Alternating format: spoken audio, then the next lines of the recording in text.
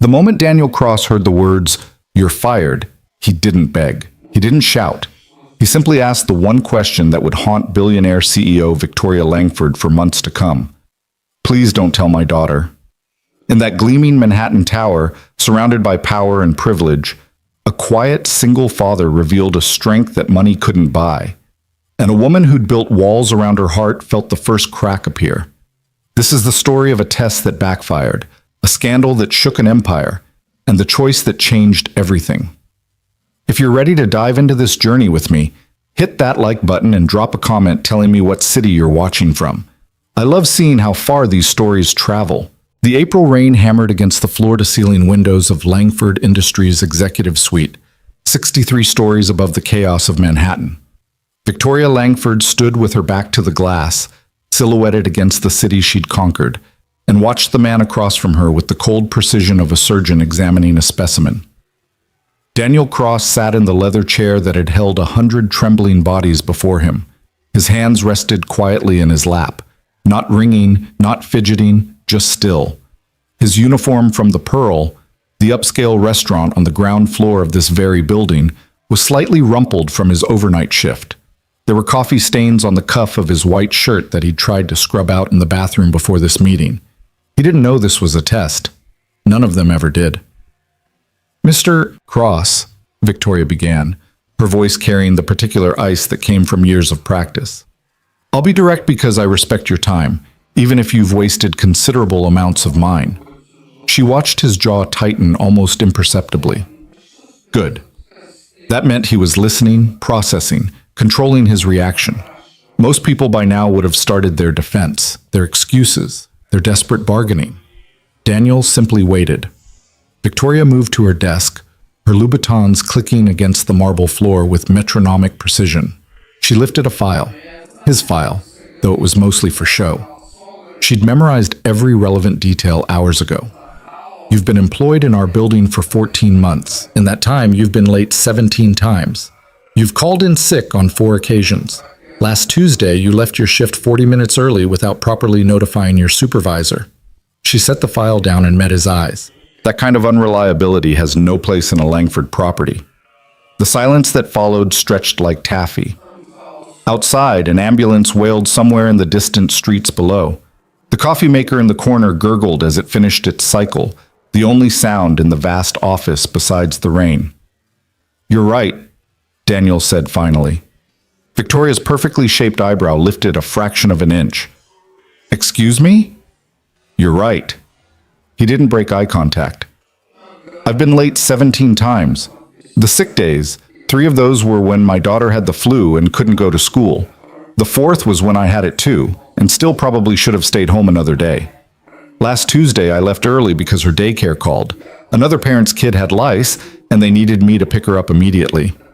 He paused, and Victoria saw something in his expression that she couldn't quite categorize. Not defiance, not surrender, something else entirely. "But you're also right that it's not acceptable," Daniel continued. "My problems are my problems. The restaurant deserves better, and I'm sorry I couldn't provide it." Victoria had run this test 63 times in the past 4 years. She'd learned it from her father, who'd learned it from his father, who'd used it to build the Langford empire from steel and ruthlessness. You took someone from the lower ranks, janitors, kitchen staff, retail workers in the boutiques that leased space in Langford properties, and you hauled them up to Olympus for a private meeting with God herself. Then you fired them. The test wasn't about the firing, it was about what came after. How did they react when the world crumbled? Did they beg? Did they threaten? Did they cry? Did they blame everyone but themselves? Did they reveal character or collapse like wet cardboard? Her father had used this test to find diamonds in the rough. People with backbone, with integrity, with the kind of internal steel that couldn't be taught. 3 of her current VPs had started as terrified souls in that chair, and her father had turned their firing into a promotion, their panic into loyalty. Victoria had adapted the test for her own purposes. She didn't promote the people she fired. She simply observed, cataloged, learned what the people at the bottom of her empire were made of. Sometimes she reversed the firing quietly, a mysterious second chance that arrived without explanation. Sometimes she let it stand. It kept her sharp. It kept her connected to something her father had warned her about losing, understanding of how normal people thought, how they survived, what they feared. But Daniel Cross wasn't reacting like anyone before him. "So you accept that this termination is justified?" Victoria asked. "I accept that I couldn't meet the standards," Daniel replied. "Whether it's justified is above my pay grade." Something flickered in Victoria's chest. Irritation, maybe, at being outmaneuvered in her own test. She moved to the window, giving herself a moment to recalibrate. "You have a daughter," she said, not looking at him. "Yes." "How old?" "6. "And you're raising her alone?" It wasn't a question, but Daniel answered anyway. "Yes." Victoria watched the rain stream down the glass, distorting the city below into abstract rivers of light. "That must be difficult." "It's everything." She turned then, catching something raw in his voice that he'd almost managed to hide. "Everything?" Daniel's composure finally cracked, just slightly, at the edges. "She's everything, Miss Langford. The reason I get up at 4:30 in the morning, the reason I work doubles when they're available, the reason I stay late to learn new stations even though I'm dead on my feet. She's 6 years old and she believes I can do anything." His voice dropped. "I need her to keep believing that." "And how will you explain this to her?" The question was clinical, detached. Victoria had asked variations of it before, watching people crumble as reality hit them. The missed rent, the unpayable bills, the domino effect of a single termination. Daniel was quiet for a long moment. When he spoke, his voice was steady, but Victoria heard the weight beneath it. "I'll tell her the truth. That I made mistakes, and sometimes mistakes have consequences. That we'll figure it out together, the way we always do." He stood slowly, with a dignity that seemed almost anachronistic in this steel and glass temple of modern power.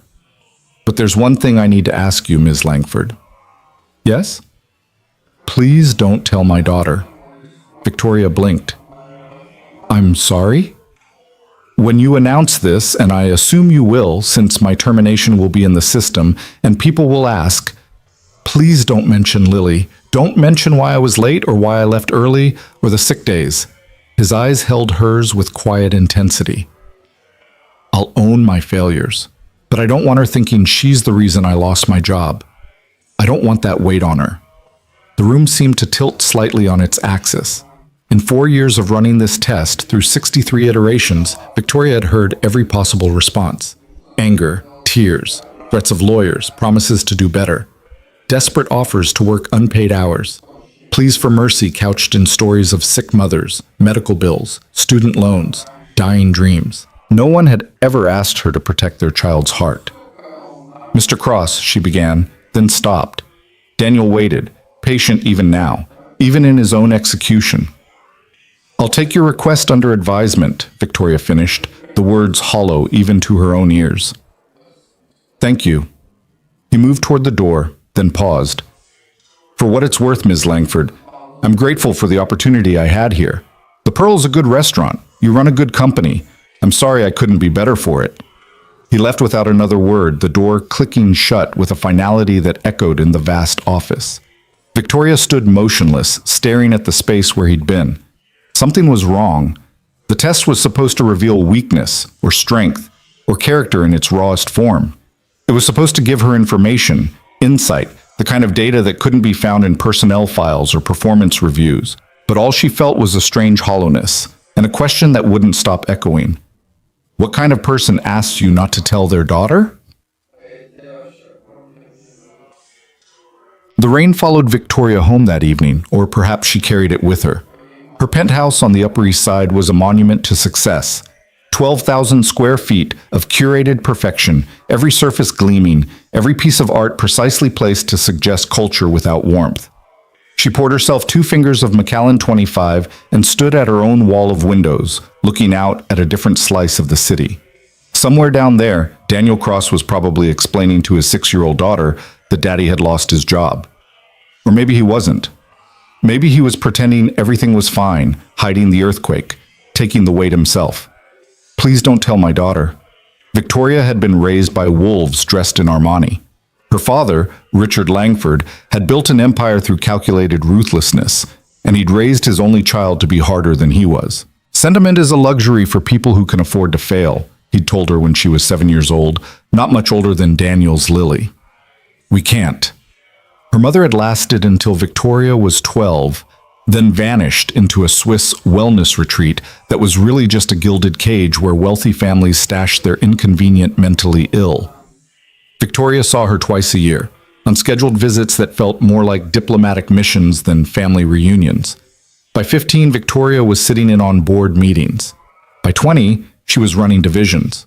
By 25, when her father's heart finally gave out from 4 decades of cigars and stress, she'd stepped into his shoes without missing a stride. Now, at 34, she controlled an empire worth $12 billion. She employed 43,000 people across 14 countries. She'd been on the cover of Forbes 3 times. She'd never lost a major negotiation. She'd never shown weakness in public. She'd never let anyone see her cry. And she'd never, in all those years of armored perfection, asked herself a single question that Daniel Cross had forced into her mind with 5 simple words. What was she protecting? Victoria drained her scotch and poured another. Her phone buzzed. Marcus Chen, her head of security and one of the few people she genuinely trusted. Ma'am, you asked me to flag any incidents involving recently terminated employees. Victoria's heart kicked unexpectedly. Yes? Daniel Cross, building security, just logged that he's still here. Been in the employee locker room for the past 40 minutes. She checked her watch. It was nearly 8 p.m. His shift would have ended at 6. No, he didn't have a shift anymore. He'd been fired 5 hours ago. Do we know what he's doing?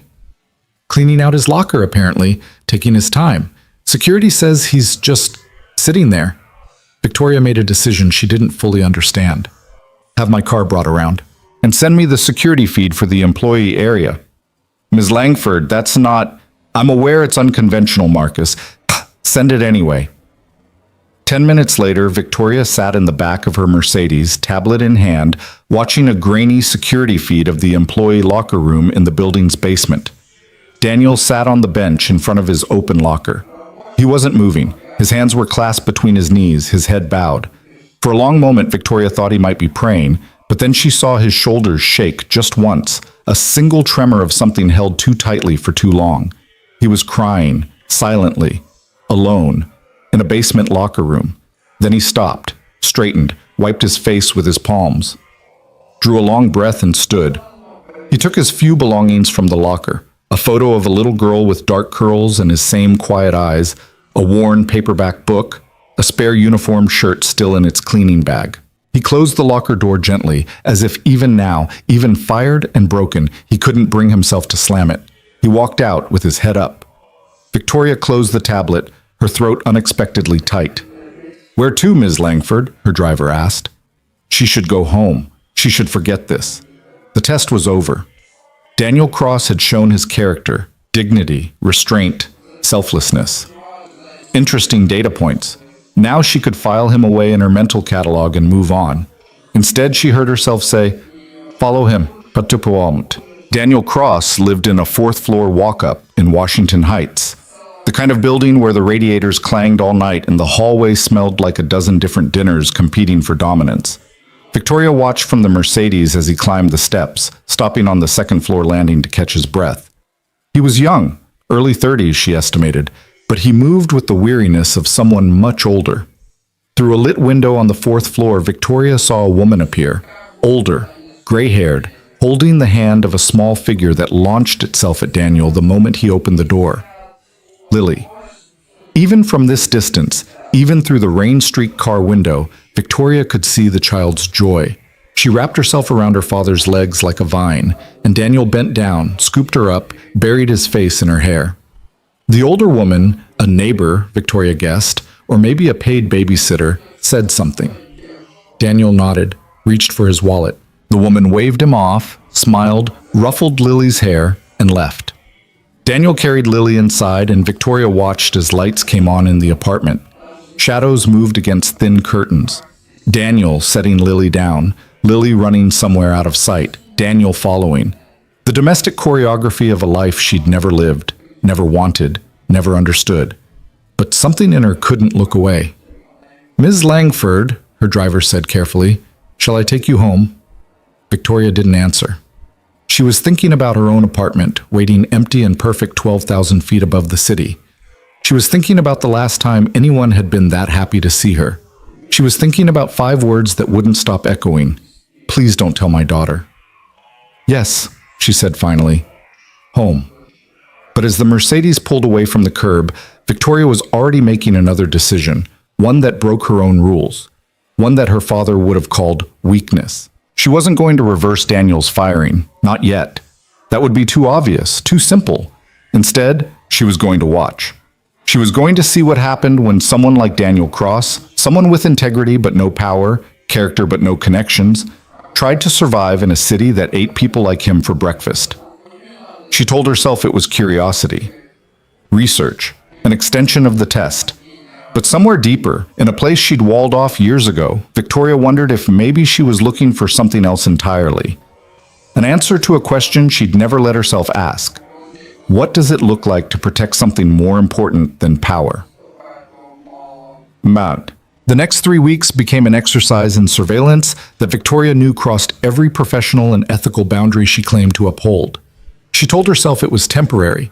She told herself it was justifiable. She told herself a lot of things that felt increasingly hollow the deeper she went. Marcus, to his credit, asked exactly once, "Ma'am, are you sure this is necessary?"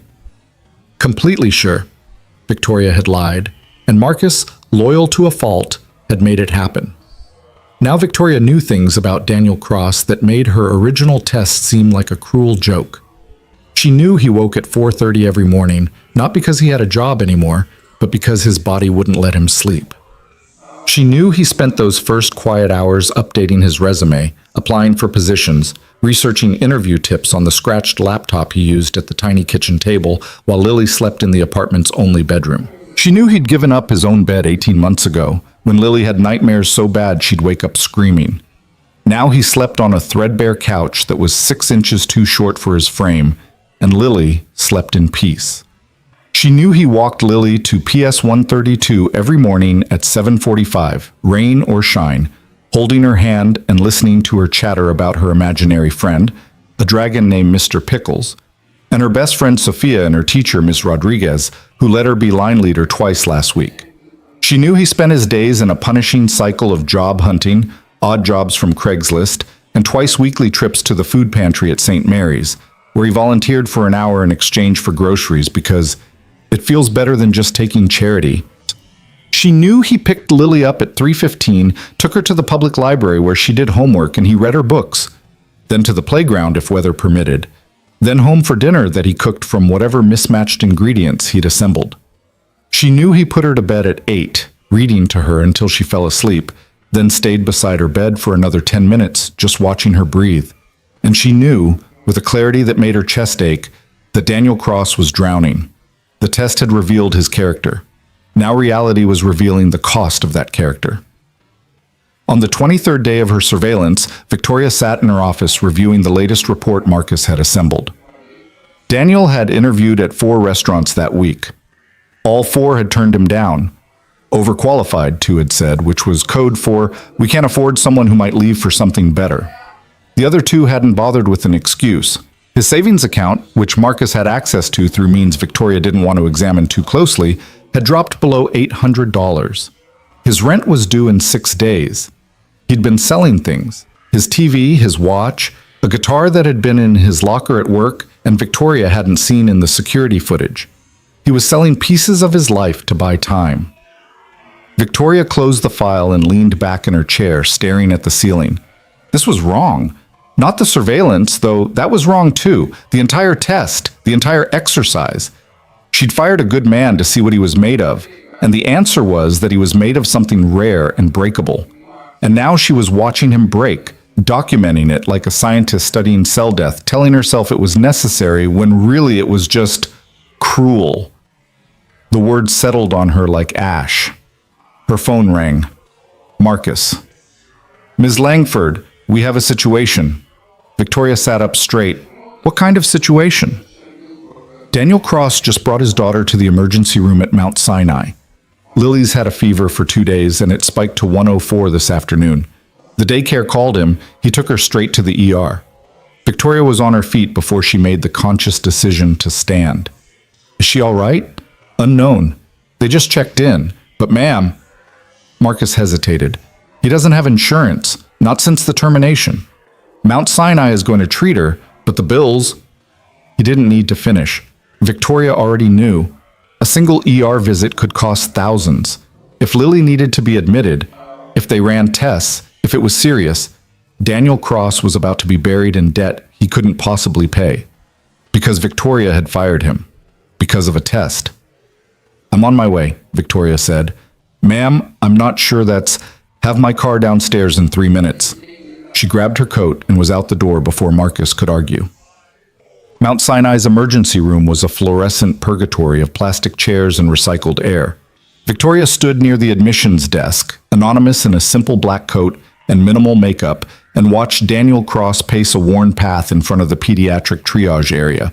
He looked like he'd aged 5 years and 3 weeks. There were shadows under his eyes that makeup couldn't hide. His jacket was the same one he'd worn to his firing, but it hung differently now, like he'd lost weight. His hands kept moving, running through his hair, checking his phone, clenching into fists and releasing. A nurse called his name. He hurried over, desperate for news. Victoria couldn't hear the conversation, but she could read his body language.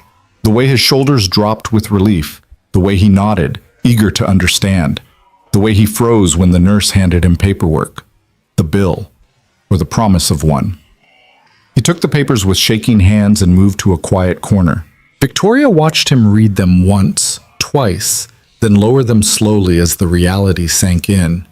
He leaned against the wall, closed his eyes. She'd seen people receive devastating news before. Business partners learning of betrayals, executives getting termination notices, investors watching companies crumble. She'd learned to read the micro-expressions of grief, shock, rage. But she'd never seen someone look quite like Daniel did now. It wasn't rage or shock. It was something quieter and more terrible. The look of a man calculating which piece of himself he'd have to cut off to save what mattered most. Before Victoria could talk herself out of it, she was moving. Mr. Cross? Daniel's eyes snapped open. It took him a moment to place her. She was so far outside the context where he'd last seen her, his brain struggled to make the connection. Ms. Langford? His voice carried pure confusion. What are you doing here? I heard about your daughter, Victoria said, which was true enough. I came to make sure she's all right. The confusion deepened into something like suspicion. How did you... He stopped himself, shook his head. She's going to be okay. Ear infection, bad one, but antibiotics will handle it. He managed a weak smile that nearly broke Victoria's heart. Kids, right? They scare you to death, and then bounce back like nothing happened. That's good. I'm glad she'll be fine. An awkward silence fell between them. Daniel glanced at the papers in his hand, then back at Victoria, clearly trying to understand this bizarre intersection of his old life and new reality. Mr. Cross, Victoria said, I'd like to cover your daughter's medical expenses. Daniel blinked. I'm sorry, what? The ER visit, the antibiotics, whatever follow-up care she needs. I'd like to pay for it.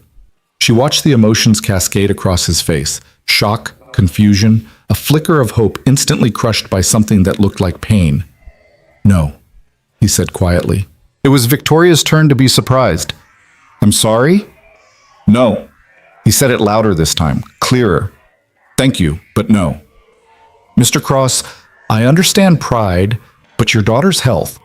My daughter's health is my responsibility. His voice was level but firm. Not yours. You don't owe me anything, Ms. Langford. You fired me. That was your right. What happens after isn't your problem.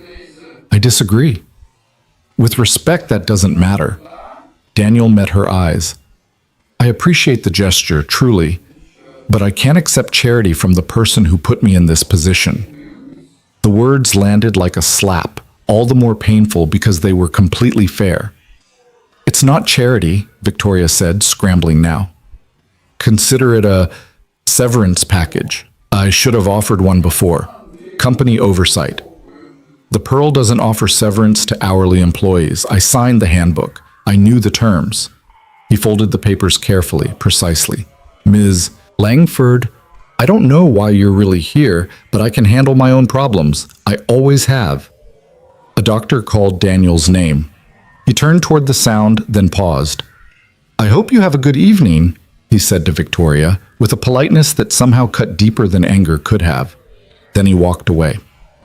Victoria stood in the middle of the emergency room, surrounded by human suffering and fluorescent lights, and felt something crack in her chest that had been frozen solid for longer than she could remember. She'd designed a test to reveal character, but she hadn't considered that maybe she was the one being tested. And maybe, just maybe, she was failing. Victoria didn't go home. She sat in her Mercedes outside the emergency room for 2 hours, watching the entrance. When Daniel finally emerged with Lily bundled in his arms, her head on his shoulder, Victoria made a decision. She pulled out her phone and called her head of HR. Diane, it's Victoria. I need you to do something unusual. Of course, what do you need? Daniel Cross, the Pearl employee we terminated 3 weeks ago. I want him reinstated, effective immediately. There was a pause. Ms. Langford, is this... we terminated him for cause. If we bring him back without explanation, it could set a problematic precedent. Victoria watched Daniel buckle Lily into a car seat in a battered Honda that had seen better decades. She watched him stroke his daughter's hair, check her forehead for fever, adjust her blanket with infinite care. Tell them it was an error in the termination process. Tell them we reviewed his case and found the disciplinary action was disproportionate. Tell them whatever you need to tell them, Diane. Just make it happen. And his position? Victoria thought about the test, about what it was supposed to reveal, about what it had actually revealed instead. Promote him, she said. Assistant manager. Include health insurance in the package. Effective immediately. Backdated to cover today's emergency room visit. Ms. Langford, that's an order, Diane. Have the paperwork ready by Monday morning. She ended the call before her HR director could argue further. As Daniel's Honda pulled away from the curb, Victoria allowed herself a small, tight smile. It wasn't enough. It didn't undo the test or the cruelty or the 3 weeks of watching him suffer, but it was something. It was the first crack in the walls she'd spent a lifetime building, and she had no idea that this small act of conscience was about to set in motion a chain of events that would tear down everything she'd built and force her to choose between the empire she'd inherited and the humanity she'd forgotten. The test wasn't over. It was just beginning. Monday morning arrived with the kind of crystalline clarity that made Manhattan look almost forgiving. Victoria stood at her office window, coffee cooling in her hand, watching the city wake up 63 floors below. She hadn't slept well. The emergency room kept replaying in her mind. Daniel's face when he'd refused her help, the quiet dignity in his rejection, the way he'd carried his daughter like she was made of spun glass. Her phone buzzed. Diane, from HR. Ms. Langford, Daniel Cross is here. He seems confused about the reinstatement. Victoria set down her coffee. Send him up. To your office? Yes. Another pause. Ma'am, that's highly irregular for a restaurant employee. Diane, I've given you approximately 15 highly irregular instructions in the past 72 hours. What's one more? 10 minutes later, Daniel stood in her doorway, still wearing his jacket from the hospital, looking like a man who'd been handed a winning lottery ticket and suspected it was counterfeit. Ms. Langford, I think there's been a mistake. No mistake, please sit down. He didn't move. I got a call this morning from the Pearl's management. They said I was being reinstated with a promotion and that my daughter's medical bills would be covered under my new insurance, retroactively. That's correct. I don't understand. Victoria gestured to the chair. Sit, Mr. Cross. Please. He sat slowly, perched on the edge like he might need to run at any moment. Victoria had never seen someone look so uncomfortable with good news. The termination was an error, she said, using the script she'd rehearsed. After reviewing your file more thoroughly, I realized the disciplinary action was disproportionate to the infractions. You're a valuable employee, and losing you was a mistake Langford Industries couldn't afford to make. Daniel's eyes narrowed slightly. Miss Langford, with respect, that's not true. She blinked. Excuse me? You didn't make an error. You fired me for legitimate reasons, and I accepted that. Now, 3 weeks later, after you coincidentally showed up at the hospital where my daughter was being treated, I'm suddenly reinstated and promoted?" He shook his head. "I'm not stupid. I don't know what this is, but it's not a simple reversal of an error." Victoria felt something like admiration flicker through her irritation. He was right, of course. The lie was transparent. She just expected him to be grateful enough not to question it. "Does it matter?" she asked. "You need the job. You need the insurance. Your daughter needs security. I'm offering all of that. It matters because I don't understand what you want from me." The question hung in the air between them, sharp and honest. Victoria realized she didn't have a good answer. What did she want? To assuage her guilt? To prove she wasn't as cold as her father? To fix something she'd broken just to see if she could? "I want you to accept the position," she said finally, "and I want you to stop analyzing my motives and start thinking about your daughter." It was a low blow, and she knew it. She watched Daniel's jaw clench, watched him wrestle with pride and pragmatism and the weight of responsibility that pressed down on his shoulders. "What are the conditions?" he asked quietly. "No conditions. You report to the Pearl's general manager. You do your job well, which I believe you will. You use your health insurance to take care of Lily. You move forward. And you?" "I go back to running my company. We probably never see each other again." Daniel studied her for a long moment, and Victoria had the unsettling feeling of being X-rayed, of having her carefully constructed walls examined for cracks. "I don't believe you," he said. "That's your prerogative. But I'll take the job." He stood. "Because you're right. Lily needs security, and I need to stop letting pride make decisions that affect her future. So thank you, Ms. Langford. Whatever your real reasons are, thank you."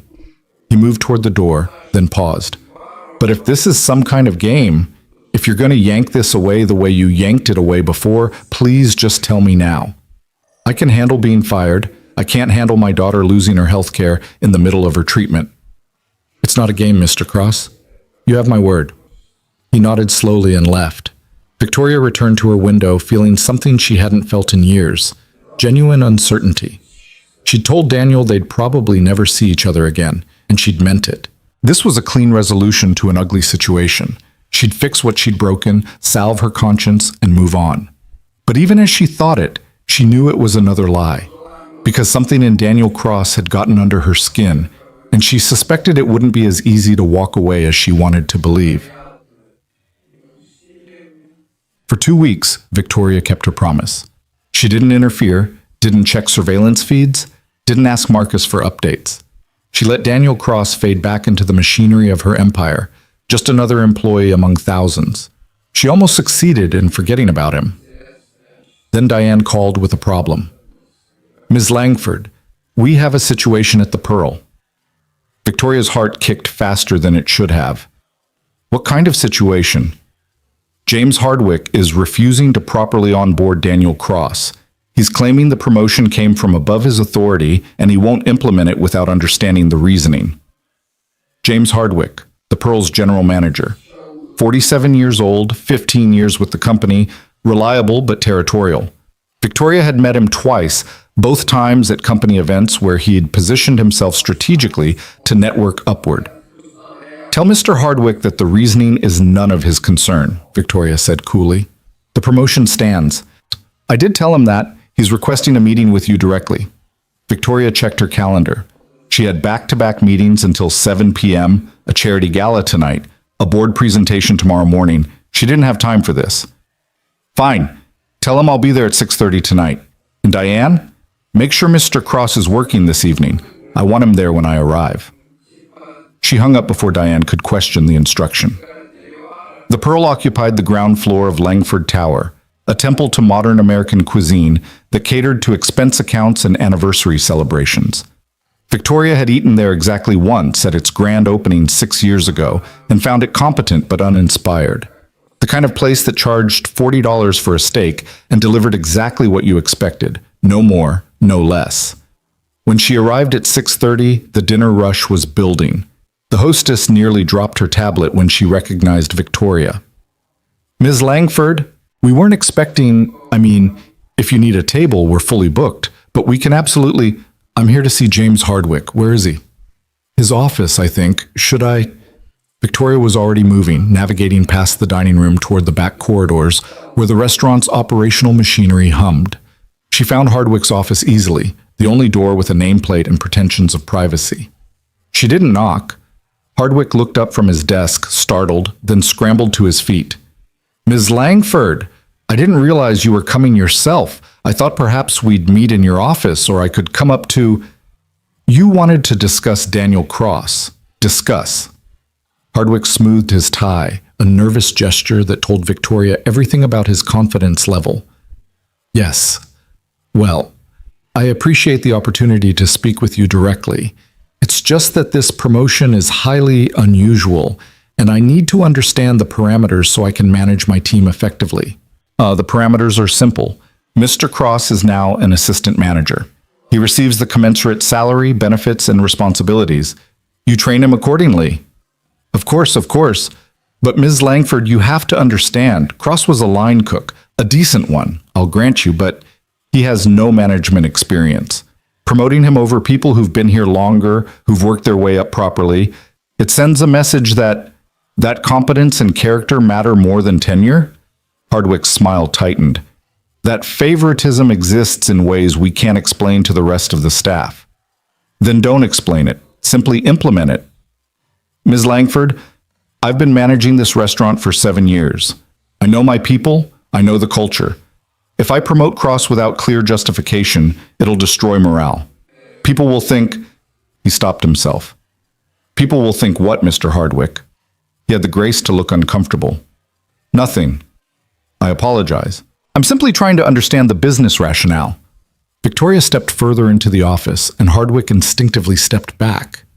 She'd learned this move from her father, how to use space and silence as weapons, how to make people feel small without saying a word. The business rationale is that I run this company and you manage this restaurant. When I make a decision about personnel, you execute it. Is that clear enough? Crystal clear, Ms. Langford. Good.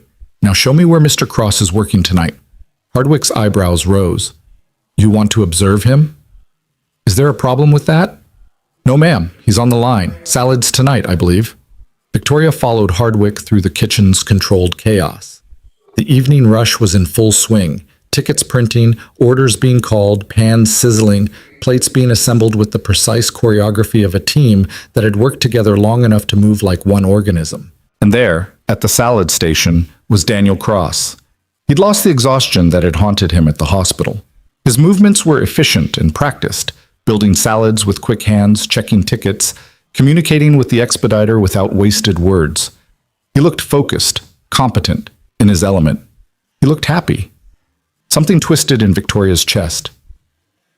How's his performance been? She asked Hardwick quietly. Excellent, technically. He's fast, detail-oriented, rarely makes mistakes. But Ms. Langford, there's a difference between being good at cooking and being good at managing people. Then teach him to manage people. That's what assistant managers are for, learning. One of the sous chefs called out an order, and Daniel reached for ingredients without looking, his hands knowing where everything was by muscle memory. Another cook fumbled a plate, nearly dropped it, and Daniel caught it smoothly, steadied it, murmured something that made the other cook smile gratefully. He helps people, Victoria observed. What? Watch him. He's not just doing his own work. He's watching the whole line, helping when someone struggles. That's not something you can teach, Mr. Hardwick. That's instinct. Before Hardwick could respond, disaster struck.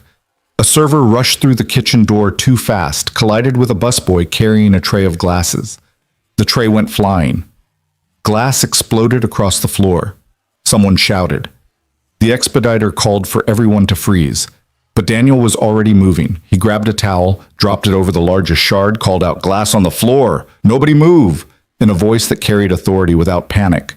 Within seconds, he'd organized the cleanup, directing one cook to grab the broom, another to warn the servers, a third to check if anyone was cut.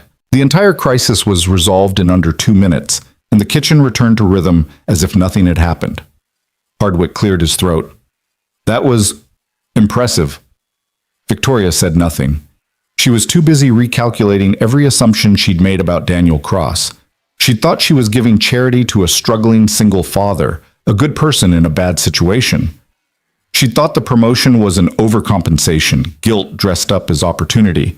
But watching him work, watching him lead without even realizing he was leading, Victoria understood something she should have seen from the beginning. Daniel Cross wasn't a charity case. He was exactly what the Pearl needed, what her company needed. Someone who saw problems and fixed them, who helped without being asked, who led by example rather than authority. Someone, in other words, completely unlike her. "Mr. Hardwick," she said quietly, "you're going to train Mr. Cross properly. You're going to give him real responsibilities, real challenges, real opportunities to fail and learn. And you're going to do it because if you don't, I'll find someone who will." Hardwick's professional smile never wavered. "Of course, Ms. Langford, whatever you think is best." Victoria turned to leave, then paused. "And Mr. Hardwick, if I hear that you've created any obstacles for Mr. Cross, any subtle sabotage or unfortunate miscommunications, I'll replace you with him. Are we clear?" The smile finally cracked. "Yes, ma'am." Victoria walked out before she could second-guess the threat. It was brutal, unfair to Hardwick, and completely necessary. She'd seen the calculation in his eyes, the wounded pride, the resentment at being overruled. Men like Hardwick could make life miserable for people they saw as threats, and they did it with plausible deniability that was hard to prove and harder to punish. But Victoria had just made the cost of that behavior very, very clear. She made it halfway to the exit before she heard running footsteps behind her. "Ms. Langford, wait!" She turned. Daniel was jogging toward her, still in his kitchen whites, looking puzzled and slightly out of breath. "Mr. Cross, shouldn't you be working?" "I'm on break. Someone told me you were here and I just wanted to—" He stopped, seemed to gather his thoughts. "Thank you. For whatever you said to Hardwick, he's been freezing me out since I came back and now he's suddenly being cooperative. So thank you. I simply clarified company policy. You don't need to thank me for that." "Still," Daniel smiled slightly, "it means something. To me. To Lily. We're doing okay now. Really okay. She's healthy. I'm working. We're stable. That doesn't happen without you." Victoria felt uncomfortable under the weight of his gratitude. "You're doing okay because you're good at your job, Mr. Cross. I just removed an obstacle." "You're right. It is just a job." Daniel's expression shifted to something more serious. "But can I ask you something? And I need you to be honest." "I try to be." "Why did you really fire me that first time?" The question landed like a stone in still water, ripples spreading outward. Victoria could lie. Should lie. Maintain the professional distance, the corporate fiction, the wall between her world and his. But looking at Daniel, at this man who'd shown her more integrity in his worst moments than she'd shown in her best, the lie wouldn't come. "It was a test," she said quietly. "A test. Something my father taught me. You bring someone up from the bottom ranks, fire them, see how they react. It reveals character." She met his eyes. "You were the 63rd person I'd tested, and the first one who broke the pattern." Daniel's face went through several emotions, surprise, confusion, and then something that looked like hurt. "You fired me to see what I'd do?" "Yes." "And the promotion now? Is that part of the test too?" "No, the promotion is me trying to fix something I shouldn't have broken." He stared at her for a long moment. The kitchen noises filtered through the doors behind them, the clang of pots, the shouted orders, the normal chaos of service. But between Victoria and Daniel, there was only silence. "I don't know whether to be angry or grateful," he said finally. "You're allowed to be both. My daughter was sick, Ms. Langford. We didn't have insurance. I was applying for jobs that would have paid half what the Pearl did. I was scared every single day that I wouldn't be able to take care of her." His voice remained level, but Victoria heard the tremor underneath. "And you're telling me that was all because of a test?" "Yes." "That's cruel." "Yes, it is." The admission seemed to take the wind out of whatever anger was building in him. He'd been prepared for defensiveness, for justification, for corporate doublespeak. Honesty disarmed him. "Why are you telling me this now?" he asked. Victoria considered the question. Why was she? She could have maintained the lie, kept the comfortable distance between employer and employee, never let him know how coldly she'd manipulated his life. "Because you deserve the truth," she said, "and because I'm tired of pretending the test was anything other than what it was, an exercise in cruelty that I convinced myself was wisdom." Daniel nodded slowly. "Okay. Okay. I appreciate the honesty. It doesn't change what happened, but at least now I understand it." He glanced back toward the kitchen. "I should get back to work." "Of course." He turned, then stopped. "Ms. Langford, for what it's worth, I think you passed your own test." "What do you mean?" "The test isn't about how people react when they're fired. It's about what you do with that information afterward." His eyes held hers. "Your father probably used it to find strong people and exploit them. You used it to realize you'd hurt someone and tried to make it right. That's not cruelty. That's growth." He left before Victoria could respond. She stood in the corridor outside the Pearl, surrounded by the muffled sounds of dinner service, and felt something fundamental shift in her understanding of herself. For 34 years, she'd believed the walls she'd built were strength. That emotional distance was power. That her father's lessons were gospel. But Daniel Cross, a line cook she'd fired on a whim, had just suggested something radical. Maybe strength wasn't about being hard. Maybe it was about being willing to change. The thought terrified her more than any hostile takeover, any board challenge, any corporate crisis she'd ever faced. Because if Daniel was right, then everything she'd built her life on was wrong. The weeks that followed established a pattern Victoria didn't fully understand but couldn't seem to break. She found excuses to visit the Pearl. A meeting with Hardwick about quarterly numbers, a walkthrough to assess renovation needs, a sudden interest in the restaurant's Yelp reviews and customer satisfaction scores. Marcus noticed, of course. "Ma'am, you've been to the ground floor restaurant 4 times in the past 2 weeks. That's more visits than you've made to all our other properties combined in the past year." "Your point, Marcus?" "Just observing a pattern. Observe more quietly." But Marcus was right. She was making excuses, and they were getting increasingly transparent. The truth was that watching Daniel work had become unexpectedly compelling. Not because he was extraordinary, though he was good at his job, but because he represented something she'd lost or maybe never had. The ability to find meaning in small things. The way he remembered regular customers' names and preferences. The way he stayed late to help new employees learn the systems. The way he decorated the staff break room with his daughter's drawings because everyone needs a little color in their day. He was building something, not an empire or a fortune or a legacy, just a life. A small, careful, deliberate life built on moments of connection and quiet competence. And Victoria, who'd spent decades building monuments to ambition, found herself envying him. The realization hit her during her 5th visit to the Pearl, watching Daniel train a nervous new hire on the salad station. He was patient, encouraging, breaking down complicated processes into manageable steps. When the kid messed up a ticket, Daniel simply fixed it, showed him the error, and moved on without making him feel small. "That's how you learn," she heard him say. "Mistakes are just information. Take the information, adjust, keep going." It was such a simple philosophy, so different from the scorched earth perfectionism her father had drilled into her. Mistakes weren't information in Richard Langford's world. They were weaknesses to be punished, failures to be eliminated. Victoria left before Daniel could notice her watching. She rode the elevator back to her office and stood at her window, looking down at the city that had always made sense to her. The clean lines of power, the clear hierarchies, the simple logic of winners and losers. But lately, the view felt less clear, the lines less sharp, the logic less satisfying. Her phone rang. An unfamiliar number. "Ms. Langford, this is Susan Rodriguez from PS 132. Victoria's heart clenched. Lily's school.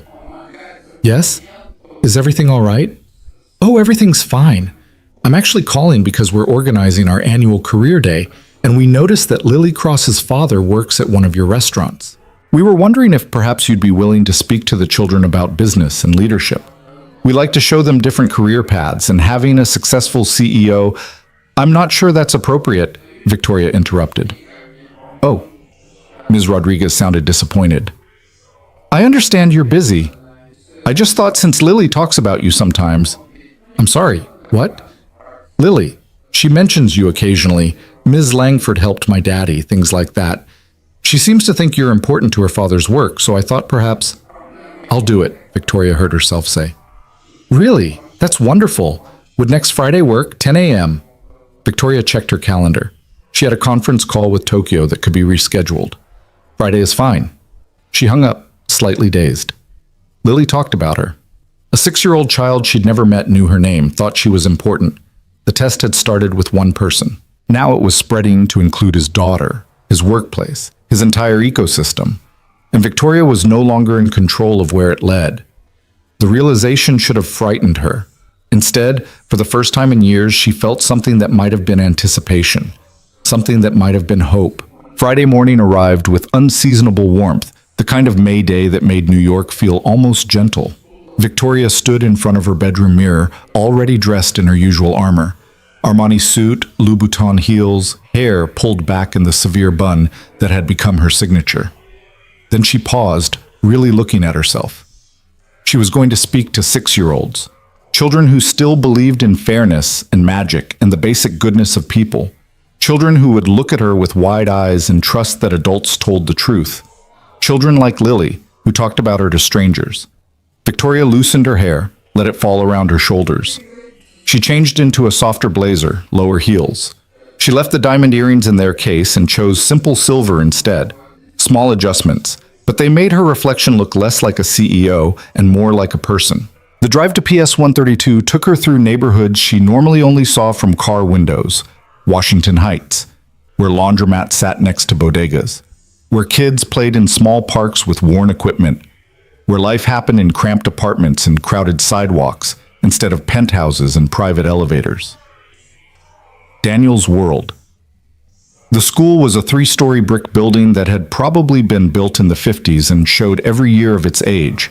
The security guard at the entrance checked her ID with friendly efficiency, gave her a visitor's badge, and directed her to Ms. Rodriguez's 2nd grade classroom. Victoria walked down hallways decorated with construction paper art and motivational posters, past classrooms where children's voices rose in uneven chorus. The fluorescent lights hummed. The floors were clean but scarred with decades of foot traffic. Everything spoke of limited budgets stretched to their breaking point, of teachers doing their best with what little they had. Miss Rodriguez met her at the classroom door, a woman in her 40s with kind eyes and the sort of organized chaos that suggested she'd learned to manage 27 6-year-olds through sheer force of personality and love. Miss Langford, thank you so much for coming. The children are so excited. She lowered her voice. Fair warning, they've prepared questions. Some of them are creative. I'm sure I can handle it. Miss Rodriguez smiled. Famous last words, come on in. The classroom erupted in barely contained energy when Victoria entered. 27 small faces turned toward her with the unfiltered curiosity of children who hadn't yet learned to hide their reactions. One boy's eyes went wide. A girl whispered something to her neighbor. And there, in the 2nd row, sat a child with Daniel's eyes and dark curls pulled into 2 slightly lopsided ponytails. Lily. She wore a purple t-shirt with a glittery dragon on it and looked at Victoria with an expression of pure wonder, like a celebrity had just walked into her classroom. Everyone, this is Ms. Langford, Ms. Rodriguez announced. She's the CEO of Langford Industries, which means she runs a very big company. Who knows what a CEO does? Hands shot up.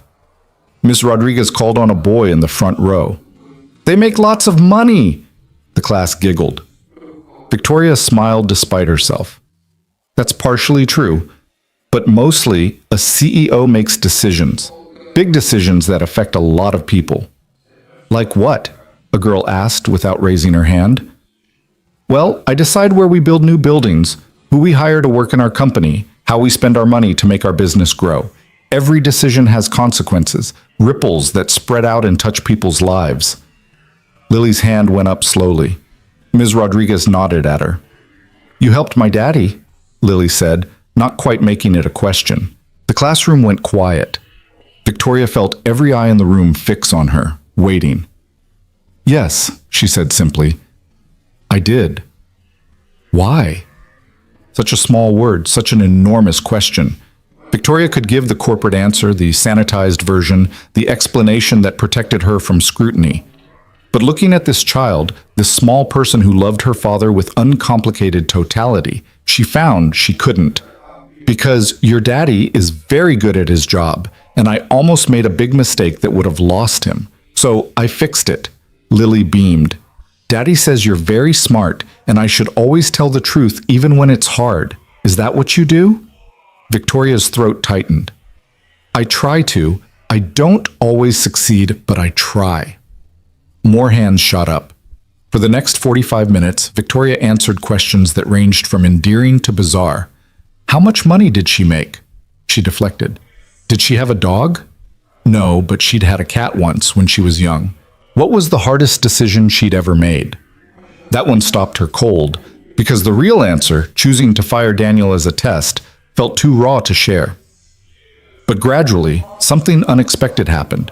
The children's unfiltered interest, their genuine curiosity, their complete lack of pretense began to chip away at Victoria's professional veneer.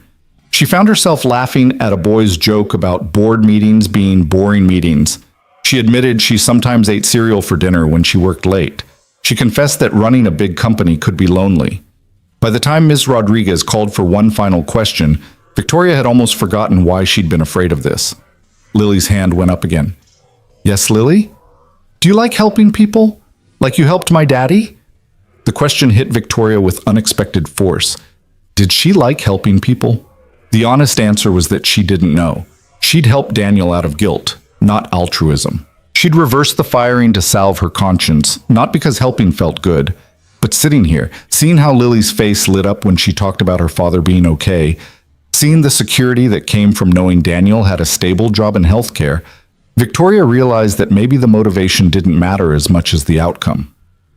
Yes, she said, and was surprised to find she meant it. I think I do. The visit ended with a thank you card signed by all the students and a hug from Lily that nearly undid Victoria completely. The child wrapped small arms around Victoria's waist and squeezed tight. Thank you for making Daddy smile again, Lily whispered. Victoria's hands hovered uncertainly, then settled gently on the child's shoulders. You're welcome, sweetheart. She left the school with her professional composure in tatters and something warm and unfamiliar blooming in her chest. Her phone buzzed with messages, 3 missed calls from her CFO, 2 emails flagged urgent, a text from Marcus about a situation that needed immediate attention. Victoria silenced her phone and sat in the Mercedes, watching children stream out for recess. They ran with unselfconscious joy, shouting and laughing and being gloriously messily alive. When had she stopped running? When had she stopped feeling that kind of uncomplicated happiness? When had power become a substitute for purpose? Ms. Langford? Her driver's voice interrupted her thoughts. Where to? She should go back to the office. She should handle the urgent situation, return the calls, be the CEO that 43,000 employees depended on. The Pearl, she said instead. The driver didn't question it. 20 minutes later, Victoria walked into the restaurant during the late lunch lull. Daniel was restocking the bar, sleeves rolled up, completely focused on his task. He looked up when she approached and something soft crossed his face. Ms. Langford, I heard you visited Lily's school this morning. Thank you for that. She's a wonderful child. She is. Daniel set down the wine bottle he'd been shelving. Ms. Rodriguez said you were great with the kids. Natural. I'm not sure about that. They asked some challenging questions. Like? Like whether I enjoy helping people. Victoria smiled slightly. Your daughter has a gift for getting to the heart of things. Daniel laughed. She gets that from her mother. Sarah could cut through any pretense in about 3 seconds flat. It was the first time Victoria had heard him mention Lily's mother. The past tense and the shadow that crossed his face told her everything she needed to know. I'm sorry, she said quietly. Leukemia. 3 years ago. We had 6 months from diagnosis to... He stopped, shook his head. Anyway, Lily was too young to remember much, which is both a blessing and a heartbreak. That must have been impossibly hard. It was. It is. But you survived because someone needs you to. He met her eyes. You become whoever you need to be for them. The words settled between them with weight. Victoria thought about her own father, about the person he'd needed her to be, ruthless, driven, emotionally armored. She'd become that person so completely she didn't know who she'd be without the armor. "Can I ask you something?" Daniel said. "Of course. Why do you keep coming here? I don't mean today because of the school visit. I mean all the other times. You're the CEO of a billion-dollar company. You don't need to personally check on a ground-floor restaurant." Victoria could deflect, could cite business reasons, operational oversight, corporate responsibility. But she was tired of lies, even polite ones. "Because watching you work reminds me of something I'd forgotten," she said. "What's that?" "That there are ways to measure success besides profit margins and stock prices." She gestured around the restaurant. "You help new employees learn. You remember customers' names. You make people feel valued. That's a kind of success I never learned to build." Daniel studied her quietly. "You could learn it now." "Could I?" "Why not? You learned everything else." Before Victoria could respond, her phone erupted with calls. She glanced at the screen, her CFO, her assistant, Marcus, all calling simultaneously. Something was seriously wrong. "I'm sorry, I need to take this," she said. Daniel nodded and stepped back to give her privacy. Victoria answered her CFO's call. "Robert, what's happening?" "We have a situation. The Post is running a story tomorrow about nepotism and favoritism in our hiring practices, specifically about Daniel Cross." Victoria's blood went cold. "What?" "Someone leaked the story about his firing and immediate reinstatement with a promotion. They're framing it as you showing favoritism to a single father you've taken a personal interest in. The optics are terrible, Victoria. The board is already calling for an emergency meeting." She closed her eyes. "How did this leak?" "Unknown, but it gets worse. The article implies that you've been personally involved with Cross, that the promotion was payment for inappropriate relationship." Rage flooded through Victoria, hot and clean. "That's a lie. I know that. You know that. But the Post has photos of you visiting the Pearl multiple times, of you at his daughter's school this morning. They're building a narrative and we need to get ahead of it." "What does the board want?" Robert hesitated. "They want you to fire him again. Immediately. Release a statement saying the previous reinstatement was an error in judgment and has been corrected. Distance yourself completely." "Absolutely not." "Victoria, think about this. Your reputation is at stake. The company's reputation is at stake. If this story runs with you refusing to take action, then it runs. I won't fire Daniel Cross to save face. This isn't about saving face. This is about protecting everything you've built. Every decision you've made, every deal you've closed, every success you've had, it all gets tainted if people think you're playing favorites based on personal relationships." Victoria looked across the restaurant to where Daniel was wiping down tables, oblivious to the storm about to break over his head. She thought about Lily's hug this morning, about the child's simple faith that adults could be trusted to do the right thing. She thought about her father, who taught her that power meant never showing weakness, never backing down, never letting sentiment interfere with business. She thought about the tests she'd designed, the cruelties she'd inflicted, the fundamental wrongness of treating people like chess pieces. "Robert, schedule the board meeting. I'll handle this my way." "Victoria..." She hung up and walked back to Daniel. He looked up from his cleaning, saw something in her expression, and straightened immediately. "What's wrong?" "There's going to be a story in the Post tomorrow. About you, about me, about your promotion. It's going to be ugly and untrue, but it will still cause damage." Daniel paled. "What kind of story?" Victoria told him, watching his face cycle through shock, anger, and something that looked like fear. "This will destroy you," he said quietly. "Your reputation, your credibility, everything you've built. Possibly. Then you have to fire me. Right now. Get ahead of it." "No." "Ms. Langford, I'm serious. I won't let you sacrifice your career for me. Fire me. Release your statement. Save yourself." Victoria smiled sadly. "You're willing to be fired to protect me. I'm willing to face a scandal to protect you. We're quite a pair." "This isn't funny." "No, it's not. But it is clarifying." She met his eyes. "I spent my whole life believing that power was the point, that holding on to control mattered more than anything else. But you know what I learned from testing you, from watching you work? from seeing how your daughter looks at you. What? That power without humanity is just well-organized emptiness, and I'm tired of being empty. Daniel stared at her. You really won't fire me. I really won't. Even if it costs you everything? Victoria thought about her empire, her reputation, her carefully constructed image. She thought about board meetings and shareholder value and all the metrics she'd use to measure her worth. Then she thought about Lily's smile and Daniel's integrity and the warm feeling she'd had in that second-grade classroom. Not everything, she said, just the things that were never really mine to begin with. Daniel's expression shifted to something Victoria couldn't quite read. Gratitude mixed with concern, mixed with something that might have been respect. Thank you, he said quietly. Don't thank me yet. The next few days are going to be brutal. She had no idea how right she was. The Post article hit at 6 a.m. the next morning, and by 8 a.m. Victoria's world was on fire. The headline was everything Robert had warned her about. Ice Queen's meltdown, Langford CEO accused of favoritism in restaurant worker romance. The article was a masterclass in innuendo, never quite making direct accusations, but painting a picture of impropriety through careful selection of facts and strategic omissions.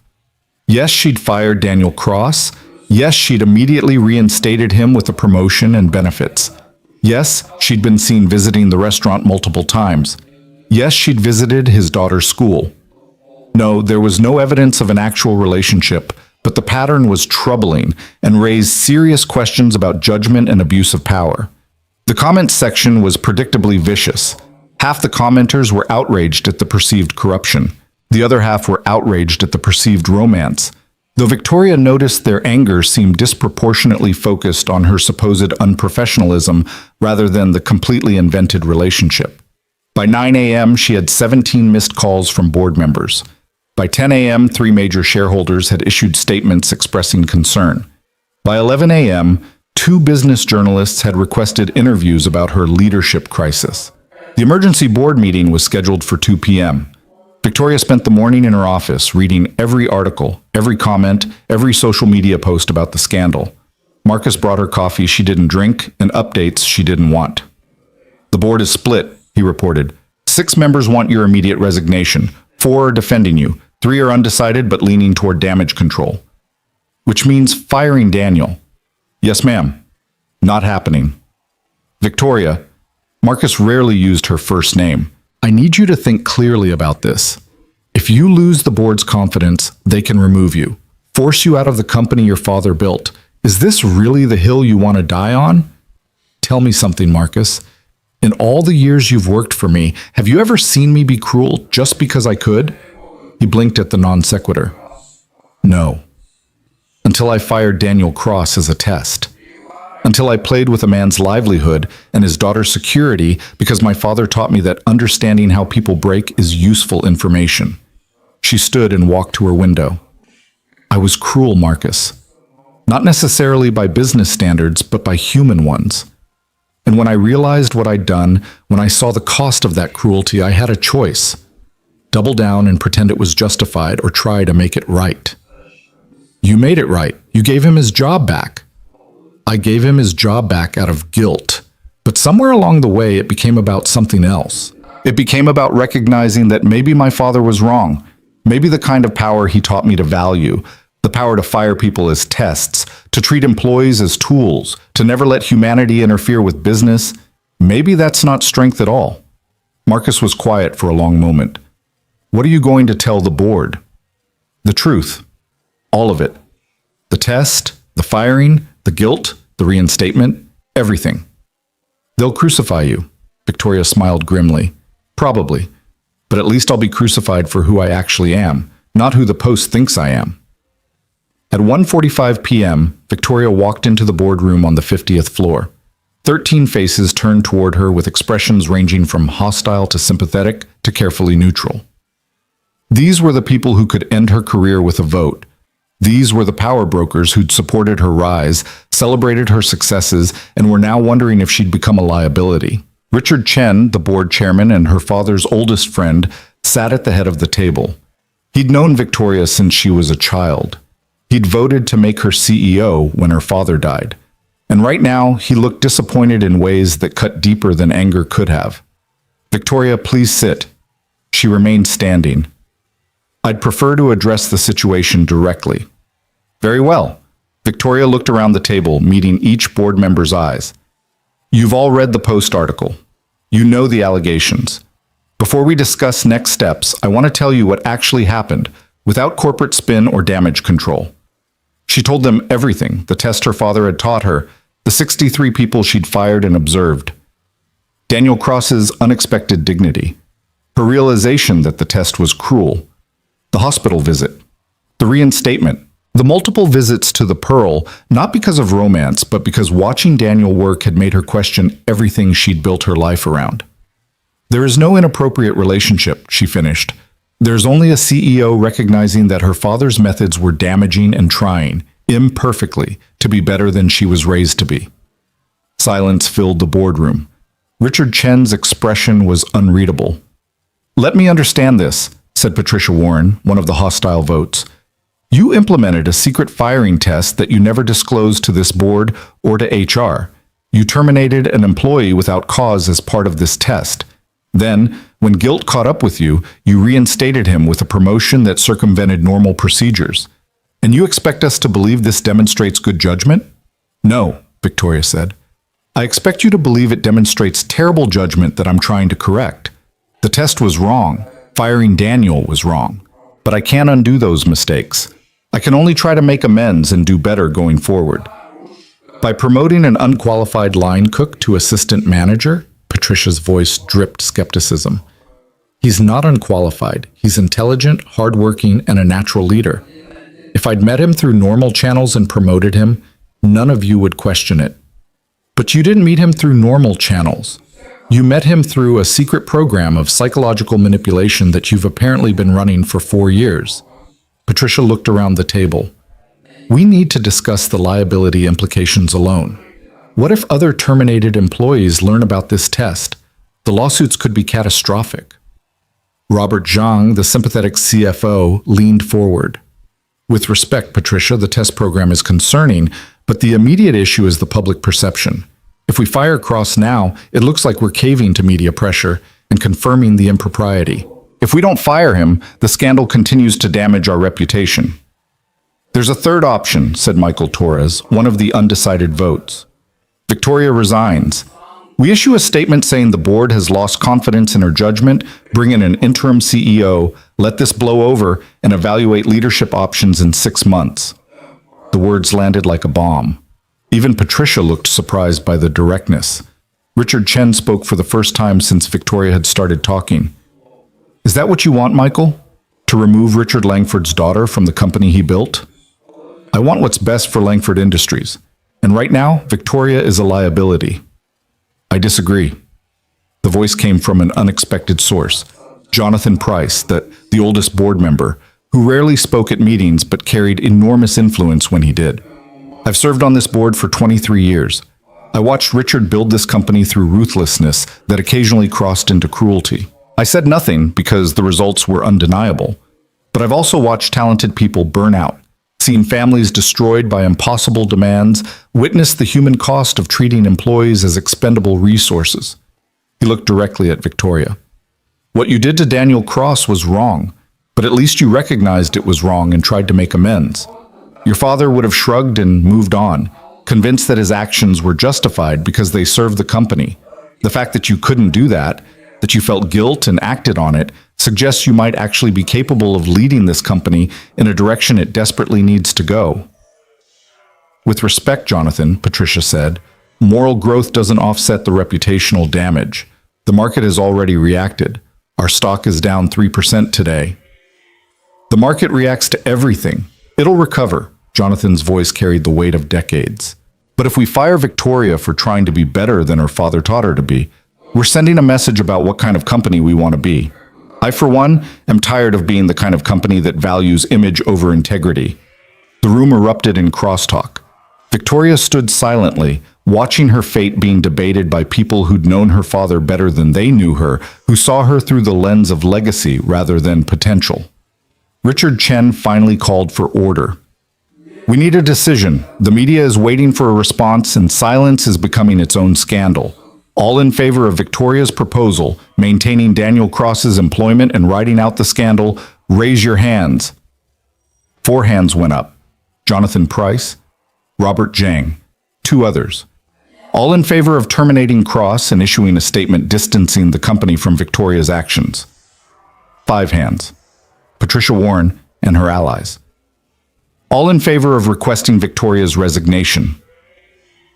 4 hands. The fence-sitters taking the middle path. Richard Chen hadn't voted. As chairman, his vote would break the tie. He looked at Victoria for a long moment, and she saw the conflict in his eyes. He'd been her father's best friend. He'd promised Richard on his deathbed to look after his daughter.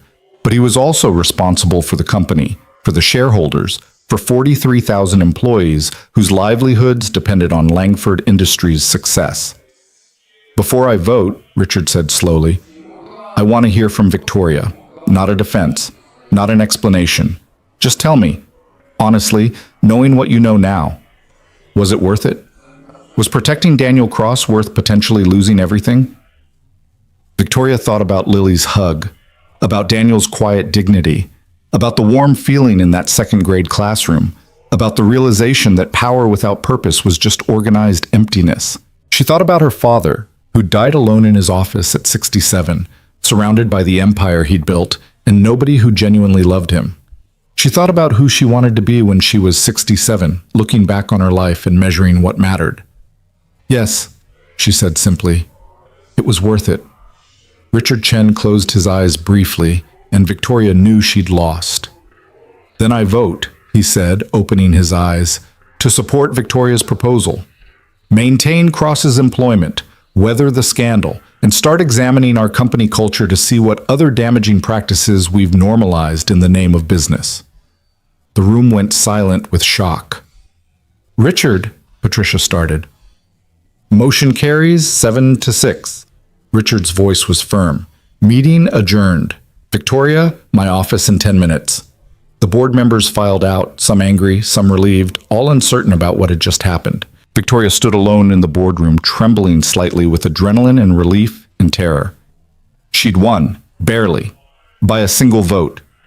But she knew this wasn't over. The board was split, the public was hostile, and her enemies would be looking for any excuse to revisit this decision. And somewhere in Washington Heights, Daniel Cross was about to become the most famous line cook in New York, whether he wanted to be or not. The test had escalated beyond anything Victoria had imagined, and the hardest challenges were still ahead. Richard Chen's office was smaller than Victoria's, but somehow carried more weight. The shelves held photos spanning 4 decades. Richard and her father at groundbreakings, at galas, at board meetings that had shaped the company's trajectory. In every photo, her father looked invincible, untouchable, certain. Victoria had never felt less certain in her life. Sit down, Victoria. She sat.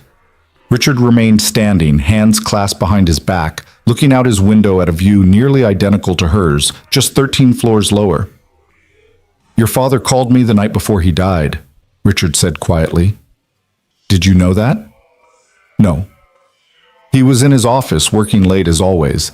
His heart was already failing, though he refused to admit it, and he told me that his greatest fear wasn't death. It was that he'd raised you to be too much like him. Victoria's throat tightened. He said that? He said he'd taught you to be hard because the world is hard. He taught you to value power because power protects you from vulnerability. He taught you never to show weakness because weakness gets exploited. Richard turned to face her, and then he asked me to make sure you learned what he never could. What's that? That strength and hardness aren't the same thing. That the most powerful thing you can do is admit when you're wrong and try to be better. Richard's expression softened. Your father knew he'd damaged you with his lessons. He hoped you'd be strong enough to unlearn them. The words hit Victoria like a physical blow. All these years she'd been trying to live up to her father's impossible standards, to prove herself worthy of his legacy. And he'd been hoping she'd have the courage to reject that legacy entirely. Why didn't you tell me this before? Because you weren't ready to hear it. You needed to learn it yourself. Richard sat down across from her. The situation with Daniel Cross, your father would have handled it exactly the way you initially did. The test, the cold calculation, the measuring of character through cruelty. But he would have stopped there. He never would have felt guilty. He never would have tried to make amends. So I'm weak because I felt guilt? No. You're strong because you acted on it. Richard leaned forward. Victoria, I voted for you today, not because I think you handled this well. You didn't. But I voted for you because you're trying to be better than you were raised to be, and that kind of growth is exactly what this company needs. The board is split. Half of them want me gone. Yes. Which means you need to prove them wrong. You need to show that your version of leadership, one that includes admitting mistakes and making amends, can be just as effective as your father's ruthlessness. Victoria felt the weight of those words settle on her shoulders. And if I can't, then Patricia and her allies will find a way to remove you, and everything you're trying to build will collapse. Richard's voice was gentle but firm. You bought yourself time today, Victoria. Don't waste it. She left his office with her mind spinning. The board vote had been a stay of execution, not a pardon. She had weeks, maybe months, to prove that her approach could work, to show that a company could value humanity without sacrificing success. And she had to do it while the media tore her apart and half the business world waited for her to fail. Victoria returned to her own office to find Marcus waiting with grim news. The Post is doubling down. They're running a follow-up tomorrow questioning whether the board is complicit in covering up favoritism. 3 more news outlets have picked up the story. And Ms. Langford, there's something else. What? Daniel Cross has been receiving threats. Nothing specific enough to warrant police involvement, but concerning enough that he's worried about Lily's safety. The bottom dropped out of Victoria's stomach. What kind of threats? Social media messages, mostly. People calling him a gold digger, accusing him of manipulating you. Some of them reference his daughter. Marcus's expression was carefully neutral. He called asking if there were security protocols he should follow. Victoria was already reaching for her phone. Get him on the line, now. 30 seconds later, Daniel's voice came through her speaker, tight with stress. Ms. Langford, Marcus told me about the threats. Are you and Lily safe? We're fine. I'm probably overreacting, but some of the messages were specific enough to make me nervous. They knew where Lily goes to school, what time I pick her up. Cold fury washed through Victoria. I'm sending a security detail to your apartment immediately, and I want Lily out of school until this settles down. But I can't afford private security, and I can't just pull Lily from school. She's already confused about why people are saying mean things about her daddy on the internet. The image of 6-year-old Lily trying to understand adult cruelty made Victoria's hand shake. You're not paying for the security. This is my fault, my responsibility. And the school? I'll arrange for a tutor to come to your apartment until it's safe. Ms. Langford, that's too much. I can't accept...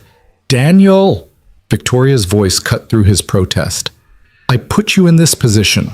I made you a target by being careless about optics and naive about consequences. The absolute least I can do is make sure you and your daughter are protected while we figure this out. He was quiet for a moment. Okay, thank you. I'm sorry for all of this. It's not your fault that people are cruel. It's my fault that they have a reason to direct that cruelty at you. Victoria closed her eyes. I should have thought about this. Should have anticipated how the media would twist the story, how people would react. I was so focused on doing the right thing that I didn't consider how to protect you from the fallout. You can't control everything, Ms. Langford. The simple statement felt like absolution she didn't deserve. I can try. Marcus will coordinate the security. If you need anything else, anything at all, you call me directly, day or night. After they hung up, Victoria sat in the gathering darkness of her office, watching the city lights blink on one by one. Somewhere out there, a little girl was scared because adults had turned her father into a symbol, a scandal, a target. Somewhere out there, a good man was paying the price for Victoria's attempted redemption. The test had started as a way to measure other people's character. Now it had become a mirror showing Victoria exactly who she was when everything was stripped away. And she didn't like what she saw. The next 72 hours were brutal. The media feeding frenzy intensified. with every business publication running think pieces about nepotism, favoritism, and the moral hazards of concentrated corporate power. Victoria's face was everywhere, on cable news and newspaper editorials, across social media platforms where strangers debated her competence, her ethics, her appearance, her right to lead. She weathered it with the armor her father had taught her to wear: professional, controlled, impenetrable. She gave no interviews, issued no statements beyond a brief corporate response about maintaining confidence in their employment decisions. She attended meetings, reviewed reports, made decisions with the same precision she always had. But at night, alone in her penthouse, the armor cracked. She started having dreams about her father. In them, he stood in his office, looking at her with disappointment that never quite turned to approval no matter what she accomplished. She'd wake at 3 a.m., heart pounding, and stand at her windows watching the city sleep, wondering if she was destroying everything he'd built for the sake of principles he'd never valued. On the fourth day after the board meeting, Victoria received an unexpected visitor. "Ms. Langford, there's a woman here to see you. She doesn't have an appointment, but she says it's urgent, named Sarah Hernandez." Victoria didn't recognize the name. "Tell her to schedule through my assistant like everyone else." "She says she's Daniel Cross's sister-in-law. She says you'll want to hear what she has to say." 5 minutes later, a woman in her mid-30s sat across from Victoria, nervously clutching a purse that had seen better years. She had kind eyes and the worn look of someone who worked too hard for too little and never complained about it. "Ms. Langford, thank you for seeing me. I know you don't know me, but I needed to talk to you about Daniel." "Is he all right? Is Lily—" "They're fine, physically. But Ms. Langford, this scandal is destroying him." Sarah's voice cracked slightly. "He won't tell you this because he's too proud and too grateful for what you've done. But the other workers at the Pearl are treating him like a pariah. Half of them think he slept his way into a promotion. The other half resent him for getting special treatment. He comes home exhausted, not from work, but from pretending everything's fine." Victoria felt sick. "I didn't know." "How could you? He won't complain. He spent 3 years building a life for Lily on nothing but determination and love, and he's not going to risk that by seeming ungrateful." Sarah leaned forward. "But I'm not proud, and I'm not grateful. I'm angry. My sister Sarah, Lily's mom, she made me promise on her deathbed that I'd look after them. And right now, looking after them means telling you the truth." "What truth?" "That you need to let him go." The words landed like a punch. "What?" "Fire him, for real this time. Give him a good reference and severance, and let him find a job somewhere that won't make him a scandal. Let him disappear back into normal life where he and Lily can be safe and anonymous." Sarah's eyes glistened with unshed tears. "I know you meant well. I know you were trying to make amends. But sometimes the kindest thing you can do is let people go." Victoria wanted to argue, wanted to explain about the board meeting, the fight to keep Daniel employed, the principle of not caving to media pressure. But looking at Sarah's desperate face, she realized those were all justifications focused on her own needs, not Daniel's. "Has he asked you to say this to me?" "No, he'd kill me if he knew I was here. But someone needs to think about what's actually best for him and Lily, and right now he's too close to see clearly." Sarah stood. "I'm not asking you to destroy his life. I'm asking you to give it back to him." After Sarah left, Victoria sat motionless in her office. Everything she'd fought for, keeping Daniel employed, standing up to the board, refusing to cave to pressure, suddenly felt like ego dressed up as principle. She'd been so focused on not being cruel, on making amends for the test, that she hadn't stopped to ask if her amends were actually helping. She called Marcus. "I need everything we have on Daniel's current work situation. Every detail." An hour later, she was reading reports that made her want to put her fist through the window. Daniel had been excluded from staff meetings. His training as assistant manager had been sabotaged by Hardwick's deliberate neglect. Other employees had filed informal complaints about preferential treatment. Someone had scrawled CEO's pet on his locker. The promotion she'd fought to maintain had become a prison. Victoria made a decision. She called Hardwick directly. "Ms. Langford, to what do I owe? How long were you planning to let this go on?" Silence. "I'm not sure what you mean." "The hostile work environment you've allowed to develop around Daniel Cross. The isolation, the sabotage, the clear message to your staff that it's acceptable to punish him for my decisions. Ms. Langford, I assure you I've done everything. You've done nothing, which was probably your plan all along.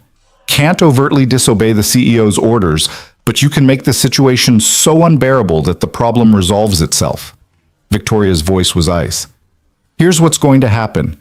You're going to call a staff meeting tomorrow morning.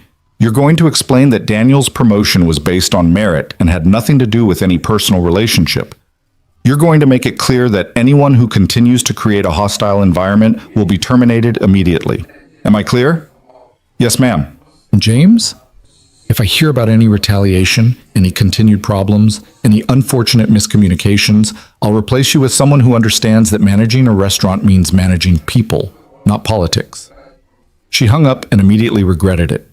The threat might protect Daniel short term, but it would only reinforce the narrative that he needed special protection, that he couldn't succeed on his own merits. There was no winning move. Every choice created new problems. Victoria stood at her window, watching evening settle over Manhattan, and wondered if Sarah was right. If the kindest thing, the truly selfless thing, would be to let Daniel go, to give him severance generous enough to start over, a reference glowing enough to open doors, and the freedom to disappear from her life in this scandal. It would certainly make the board happy, solve the optics problem, let the story die. But it would also mean admitting that her father's way was right after all, that sentiment and principle were luxuries people like her couldn't afford, that the only way to survive at the top was to sacrifice whoever necessary to protect your position. Her phone buzzed, a text from an unknown number. "This is Daniel. Sarah told me she went to see you. I'm sorry. She's protective and doesn't understand business. Please ignore whatever she said." Victoria stared at the message. He was apologizing for someone trying to protect him, for existing in a situation that was entirely Victoria's creation. She typed back, "Can we talk? In person?" 3 dots appeared, disappeared, appeared again. "When?" "Now. I'll send a car. I can take the subway." "Daniel, let me send a car." "Okay." 40 minutes later, he sat in her office, looking smaller than he had before the scandal. The confidence he'd carried at the Pearl, the easy competence, had been worn down by days of hostile stares and whispered comments. "You didn't have to bring me all the way up here," he said. "Yes, I did, because I need to ask you a question, and I need you to answer honestly, without worrying about consequences or gratitude or anything except what's actually best for you and Lily." Daniel nodded slowly. "Do you want me to let you go? Give you severance, a reference, the freedom to start over somewhere that doesn't come with all this baggage?" He didn't answer immediately. Victoria watched him think, saw the war playing out behind his eyes. Finally, he spoke. "What I want doesn't matter." "Of course it matters." "No, I mean," he struggled to find words. "What I want is to work somewhere I'm respected for what I do, not who I know. I want Lily to go to school without worrying about mean messages. I want to wake up without wondering what new headline will turn our lives upside down." He met her eyes.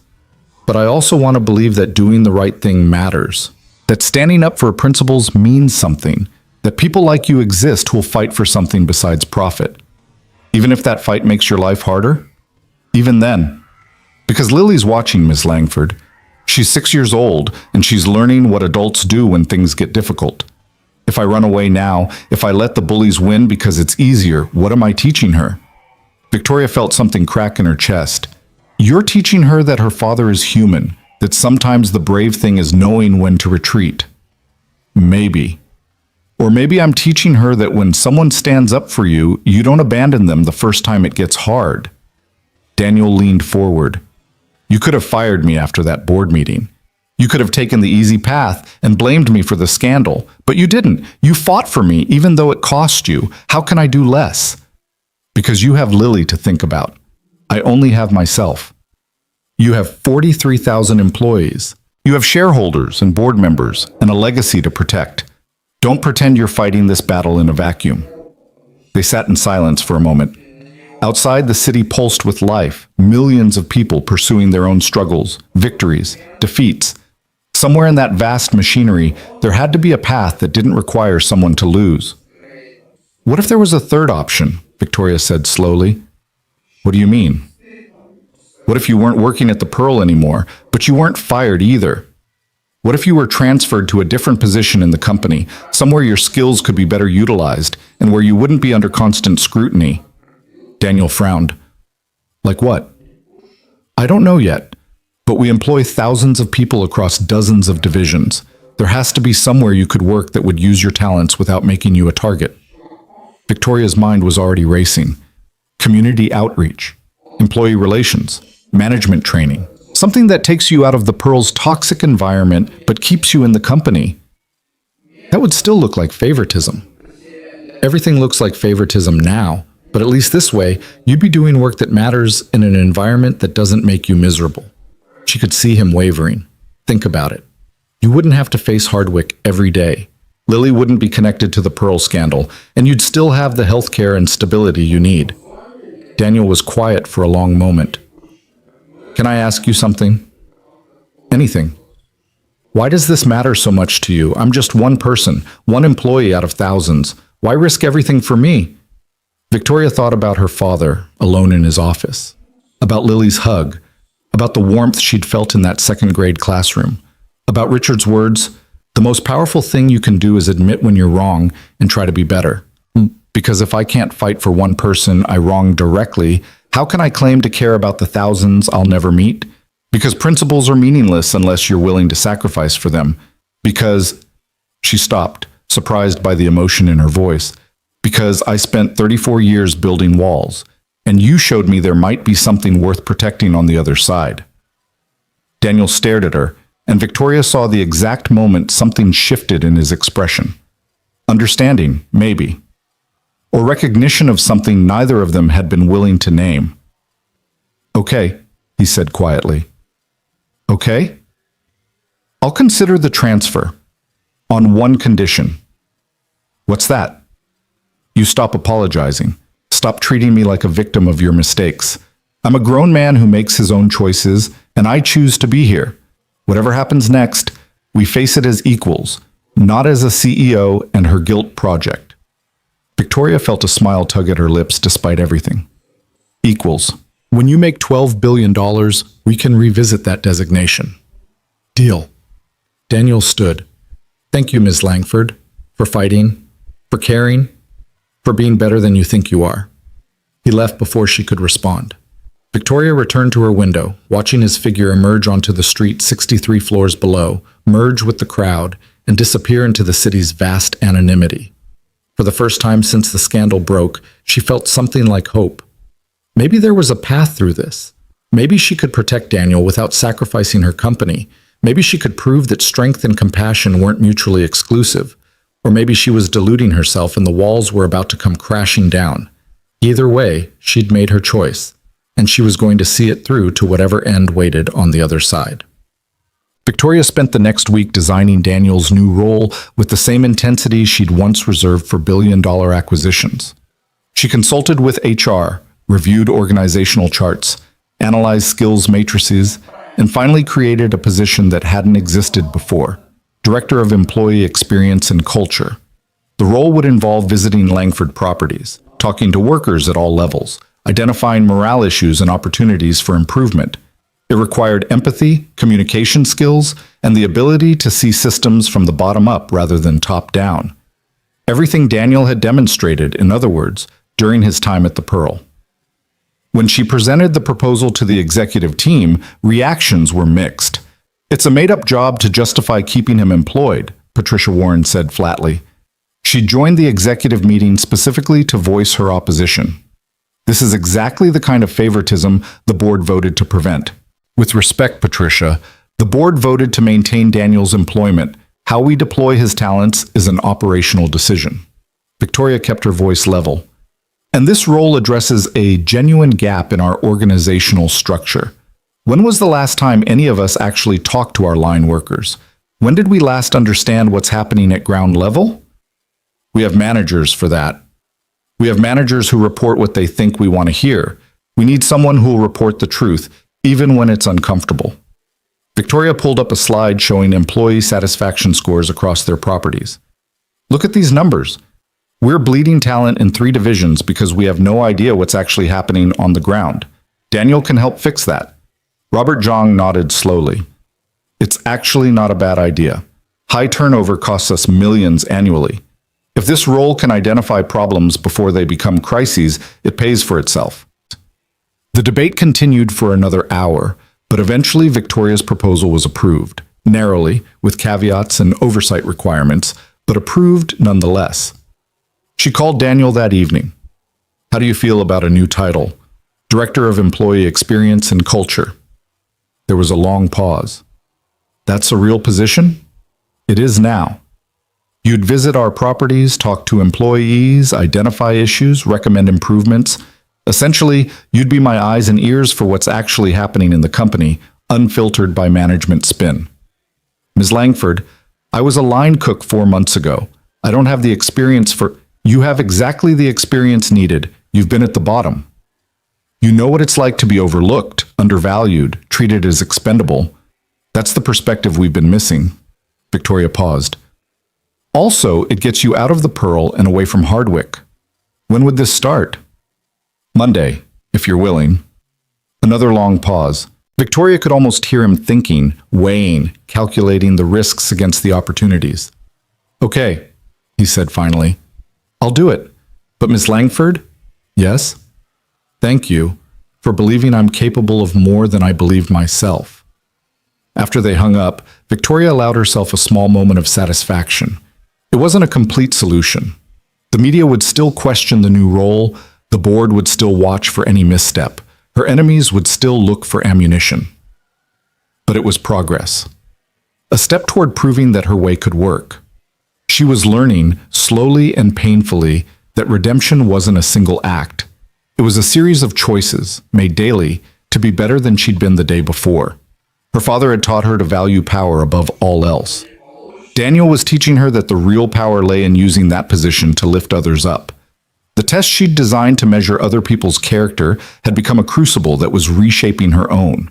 And for the first time in her life, Victoria found herself grateful for the breaking, because it was creating space for something new to grow. Something that looked like humanity. Something that felt like hope.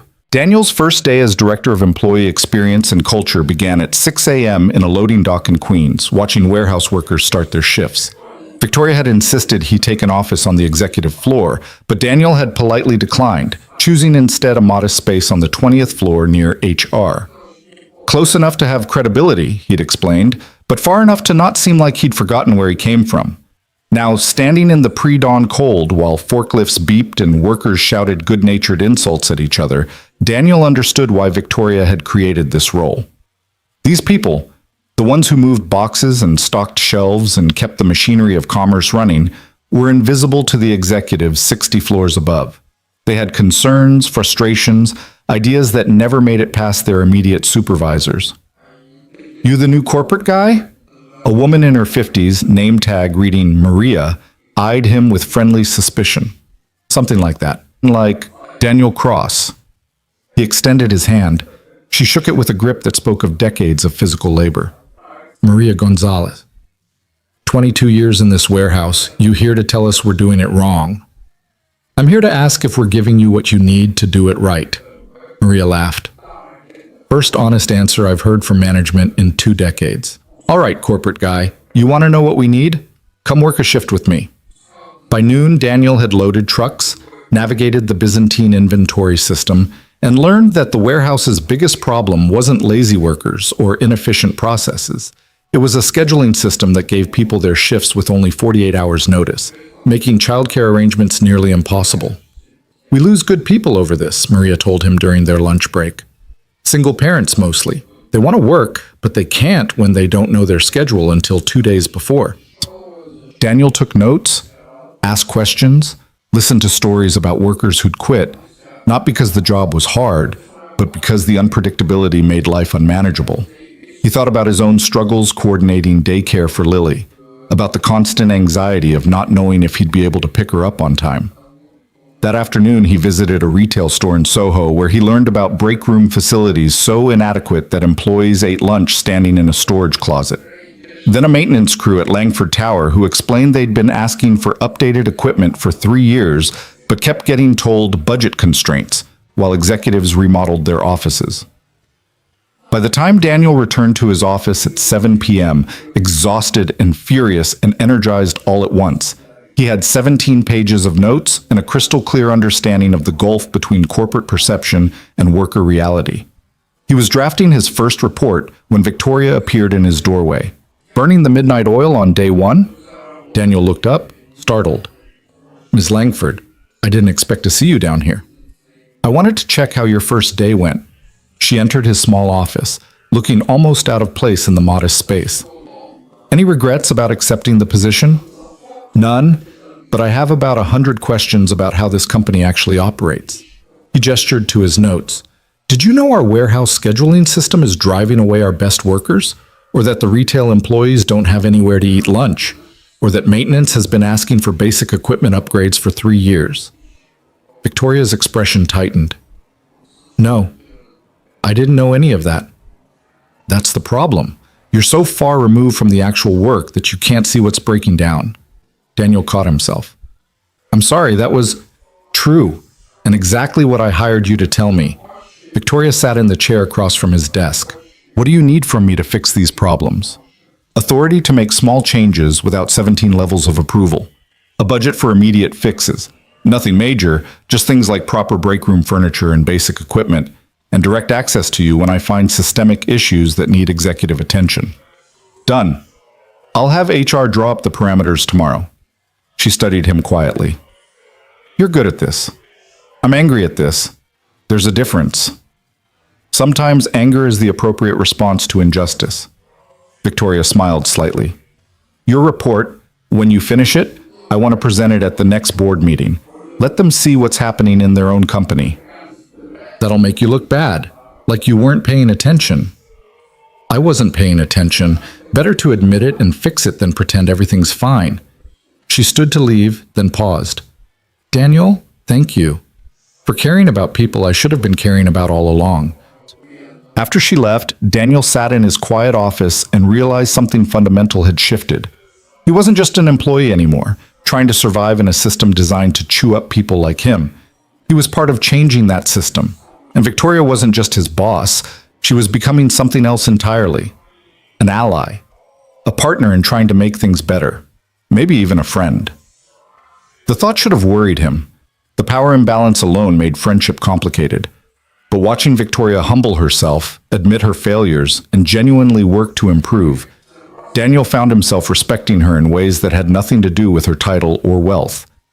He found himself caring what she thought, what she felt, whether she was okay. And that was dangerous territory for a single father who couldn't afford complications. Over the next 6 weeks, Daniel's reports became required reading in the executive suite.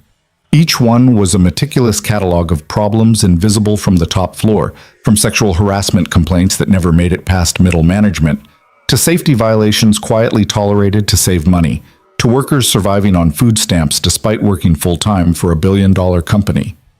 The reports made people uncomfortable, which was exactly the point. "This is damning," Robert Jeng said during an executive meeting reading Daniel's latest findings. "We have employees who can't afford their own rent working in buildings we own. The optics alone—" "This isn't about optics," Victoria interrupted. "This is about the fact that we're failing basic moral obligations to our workers." Daniel's identified concrete problems with concrete solutions. The question is whether we have the courage to implement them. Patricia Warren shuffled papers irritably. Some of these recommendations would cost millions. Raising base wages by 15%, providing childcare subsidies, upgrading facilities across all properties. The board will never approve that kind of expenditure without clear ROI. The ROI is that we stop losing our best workers to competitors who treat them better, Victoria said. The ROI is that we build loyalty instead of resentment. The ROI is that we become the kind of company people are proud to work for instead of the kind they escape from the moment they find something better. That's sentiment, not strategy. It's both. Victoria pulled up a slide showing turnover costs. We spent $42 million last year recruiting and training replacements for workers who quit. Most of them left because of fixable problems Daniels identified. If we spend $10 million fixing those problems and retain even a quarter of those workers, we come out ahead financially while also doing the right thing ethically. The argument continued, but slowly, reluctantly, Victoria began winning people over. Not through appeals to morality. Most of the executives had long since calcified past that, but through cold economic logic. Treating workers well wasn't charity, it was good business. Still, approval came in pieces. A modest wage increase, pilot programs for childcare support at 3 locations, equipment upgrades prioritized by safety need. Each small victory felt like moving mountains, but slowly, incrementally, things began to change. And people noticed. 3 months after Daniel started his new role, the New York Times ran a feature. Langford Industries transforms from inside out. The article detailed the changes sweeping through the company: better wages, improved working conditions, new policies designed around worker needs rather than corporate convenience. It quoted employees by name, people willing to go on record saying their jobs had gotten better, their lives more stable, their employer more humane. The article mentioned Daniel, calling him an unlikely catalyst for corporate reform. It mentioned Victoria, describing her as a CEO willing to admit her company's failures and invest in fixing them. It didn't mention the scandal that had brought them together. That story had finally, mercifully, faded from the news cycle, replaced by newer outrages and fresher controversies. The morning the article ran, Victoria called Daniel to her office. "Have you seen it?" "Just finished reading. It's surreal seeing my name in the Times." "You should get used to it. Business Insider wants an interview, so does NPR." Victoria looked tired but satisfied. "The board meeting is this afternoon. I'm presenting your 3-month impact report and requesting approval for a company-wide expansion of the pilot programs. Will they approve it?" "I don't know, but I'm going to fight for it either way." She met his eyes. "I wanted to thank you, Daniel, for everything you've done, for believing this could work when I was still figuring out how to try. You're the one who created the position. I'm just doing the job. You're doing much more than that. You're changing the culture of this entire company. You're showing people, including me, what leadership actually looks like when it's about service instead of power." Daniel felt heat rise in his face. "I'm not sure I'm comfortable with that much credit." "Get comfortable, because if the board approves this expansion, you're going to be in charge of implementing it across all our properties. That means more visibility, more responsibility, more scrutiny. I can handle it." "I know you can. But Daniel?" Victoria's expression grew serious. "This is going to make you a target again. Not like before. This time it'll be from people who don't want to see the company change. Executives who profit from the status quo. Middle managers who've built little kingdoms on worker exploitation. They'll resist, and some of them will come after you directly. Let them try." Victoria smiled. "That's what I was hoping you'd say." The board meeting that afternoon was a 3-hour war. Victoria presented Daniel's findings with clinical precision. The problems identified, the solutions implemented, the measurable results achieved. Lower turnover, higher productivity, better morale, improved public perception. Every metric showed positive movement. Patricia Warren fought every recommendation. "This is unsustainable. You're building a workforce that expects ongoing investment and constant improvement. Where does it end?" "It doesn't end," Victoria said. "That's the point. We commit to continuously improving working conditions because that's what responsible employers do. We don't exploit people until they break and then replace them. We invest in them, develop them, create an environment where they can thrive. At what cost to shareholders? At the cost of short-term profit maximization in favor of long-term stability and growth." Victoria's voice was steel. "Our shareholders benefit when we have a stable, productive workforce. When we're not constantly hemorrhaging institutional knowledge through turnover. When we're known as an employer of choice instead of an employer of last resort." Jonathan Price spoke up. "I've reviewed the financials. Victoria's proposals are expensive but not reckless. We can afford this investment, and the preliminary data suggests it pays for itself within 18 months. I move we approve the expansion." "Second," Robert Jeng said immediately. The vote was closer than Victoria wanted, 8-5 in favor, but it passed. As the board members filed out, Richard Chen caught her arm. "That was risky. If the expansion doesn't perform as projected, Patricia will have the ammunition she needs to force you out." "Then I better make sure it performs." Victoria squeezed his hand. "Thank you for your support." I'm not supporting you out of friendship, Victoria. I'm supporting you because you're finally becoming the leader this company needs. Don't make me regret it. She found Daniel waiting outside the boardroom, trying to look casual and failing entirely. Well, approved. All of it. You just became responsible for the largest culture change initiative in company history. Daniel's face cycled through shock, excitement, and terror. I don't even have a college degree, and I'm implementing company-wide policy changes. You have something better than a degree. You have lived experience and genuine empathy. The MBAs on my executive team don't have that, and they can't fake it. Victoria started walking toward the elevators. Come on, we need to celebrate. Celebrate how? I'm taking you to dinner, a real dinner, not corporate cafeteria food. Daniel hesitated. Is that appropriate, given everything that's happened? Daniel, I just spent 3 hours fighting my board to fund your recommendations. I think we're past worrying about dinner optics. She pressed the elevator button. Besides, this is a business dinner. We need to plan the implementation strategy. Right. Business dinner. But something in his tone made Victoria glance at him sharply. He was looking at her with an expression she couldn't quite read, something warm and complicated and maybe a little scared. The elevator arrived. They stepped in together. And in the small enclosed space, surrounded by polished steel and soft lighting, Victoria felt the weight of everything unsaid hanging between them.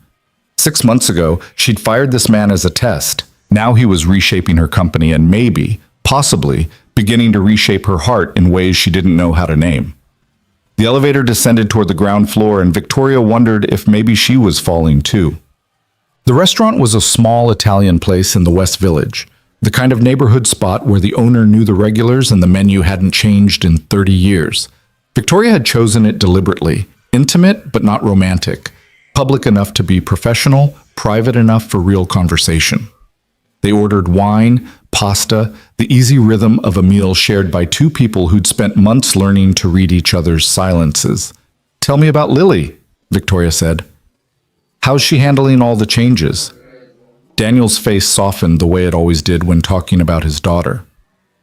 She's good. Better than good, actually. The stability has made a huge difference. She's not worried about whether I'll have a job tomorrow or if we can afford her field trip.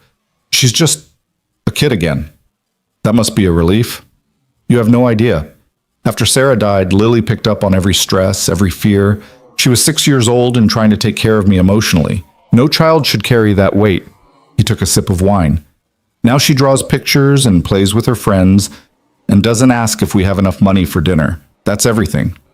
Victoria felt the familiar ache in her chest, the one that appeared whenever she glimpsed the kind of love that demanded sacrifice. You're a good father. I try. Most days I feel like I'm making it up as I go. That's parenthood, from what I understand. What about you? Daniel asked. Did you ever want kids? The question caught Victoria off guard. No, I don't think I'd be very good at it.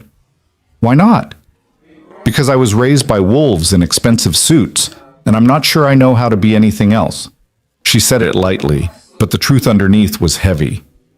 Daniel studied her quietly. I think you're selling yourself short. You've changed more in 6 months than most people change in a lifetime. That takes courage and humility and emotional flexibility, all things kids need from parents. It's different. With you, with the company, I can see the problems and apply logic. Children are chaos. They need emotional availability I'm not sure I possess. You were great with Lily's class. That was an hour. I can perform for an hour, but day after day, year after year, being responsible for shaping a human being? Victoria shook her head. That's terrifying. It is terrifying. You know what else is terrifying? Running a billion-dollar company, fighting your own board, completely restructuring your business practices because it's the right thing to do, even when it's expensive and risky. Daniel leaned forward. You're braver than you think, Victoria. The use of her first name sent warmth through her chest. He rarely used it, almost always defaulting to Ms. Langford, despite her requests for informality. Hearing it now felt significant. Thank you, she said quietly. They ate in comfortable silence for a moment. Then Daniel spoke again, his voice careful. Can I ask you something personal? Of course. Why are you alone? Someone like you, successful, brilliant, beautiful. Why isn't there someone in your life? Victoria's breath caught. Beautiful. He'd called her beautiful, and the word hung in the air between them like a confession neither of them was ready to make. Because I spent 34 years building walls, she said finally, and by the time I realized walls keep people out as effectively as they protect you, I'd forgotten how to let anyone in. And now? Now I'm learning, slowly, with mixed results. Daniel held her gaze. I think your results are better than you give yourself credit for. Something shifted in that moment, a crack in the professional distance they'd been carefully maintaining. Victoria felt it like a physical thing, the air between them charged with possibility and danger. Daniel, she began, not sure what she was about to say. I know. His voice was soft. I feel it too, and I don't know what to do about it either. We can't. I know. The power dynamics alone make it impossible. You're my boss. This could destroy everything we've built. Yes, but that doesn't make it less real. Victoria's hands trembled slightly. She set down her wine glass before she could drop it. What are we doing? I think we're being honest with each other for the first time. Daniel reached across the table, stopped just short of touching her hand. I'm not asking for anything, Victoria. I'm not expecting anything. I just need you to know that somewhere along the way, you became important to me. Not as a boss, as a person. You're important to me too. The admission felt like stepping off a cliff. More than is wise or appropriate or probably healthy given our circumstances. So what do we do? Victoria forced herself to think past the warmth flooding her chest, past the desire to close the distance between them. We keep doing what we've been doing, working together, building something that matters. We maintain professional boundaries because crossing them would hurt too many people. Your daughter, my company, the workers depending on these changes. That sounds very rational. It's the only rational choice. And if I said I'm tired of rational choices, that I spent 3 years being rational and responsible and putting everyone else first, and maybe I want something for myself? Victoria's heart hammered against her ribs. I'd say I understand that feeling better than you know, and I'd also say that we both know the cost of selfish choices. You've paid it. I've paid it. We can't afford to pay it again. Daniel pulled his hand back, and the loss of almost contact felt like a wound. You're right. Of course you're right. I wish I wasn't. They finished their meal in silence that felt different now, charged with acknowledged desire and deliberate restraint. When the check came, Victoria paid despite Daniel's protests, and they walked out into the October night that had turned crisp while they'd been inside. I'll have my driver take you home, Victoria said. I can grab the subway. Daniel, please. He nodded, and they stood on the sidewalk waiting for the Mercedes, not quite touching, hyper-aware of every inch between them.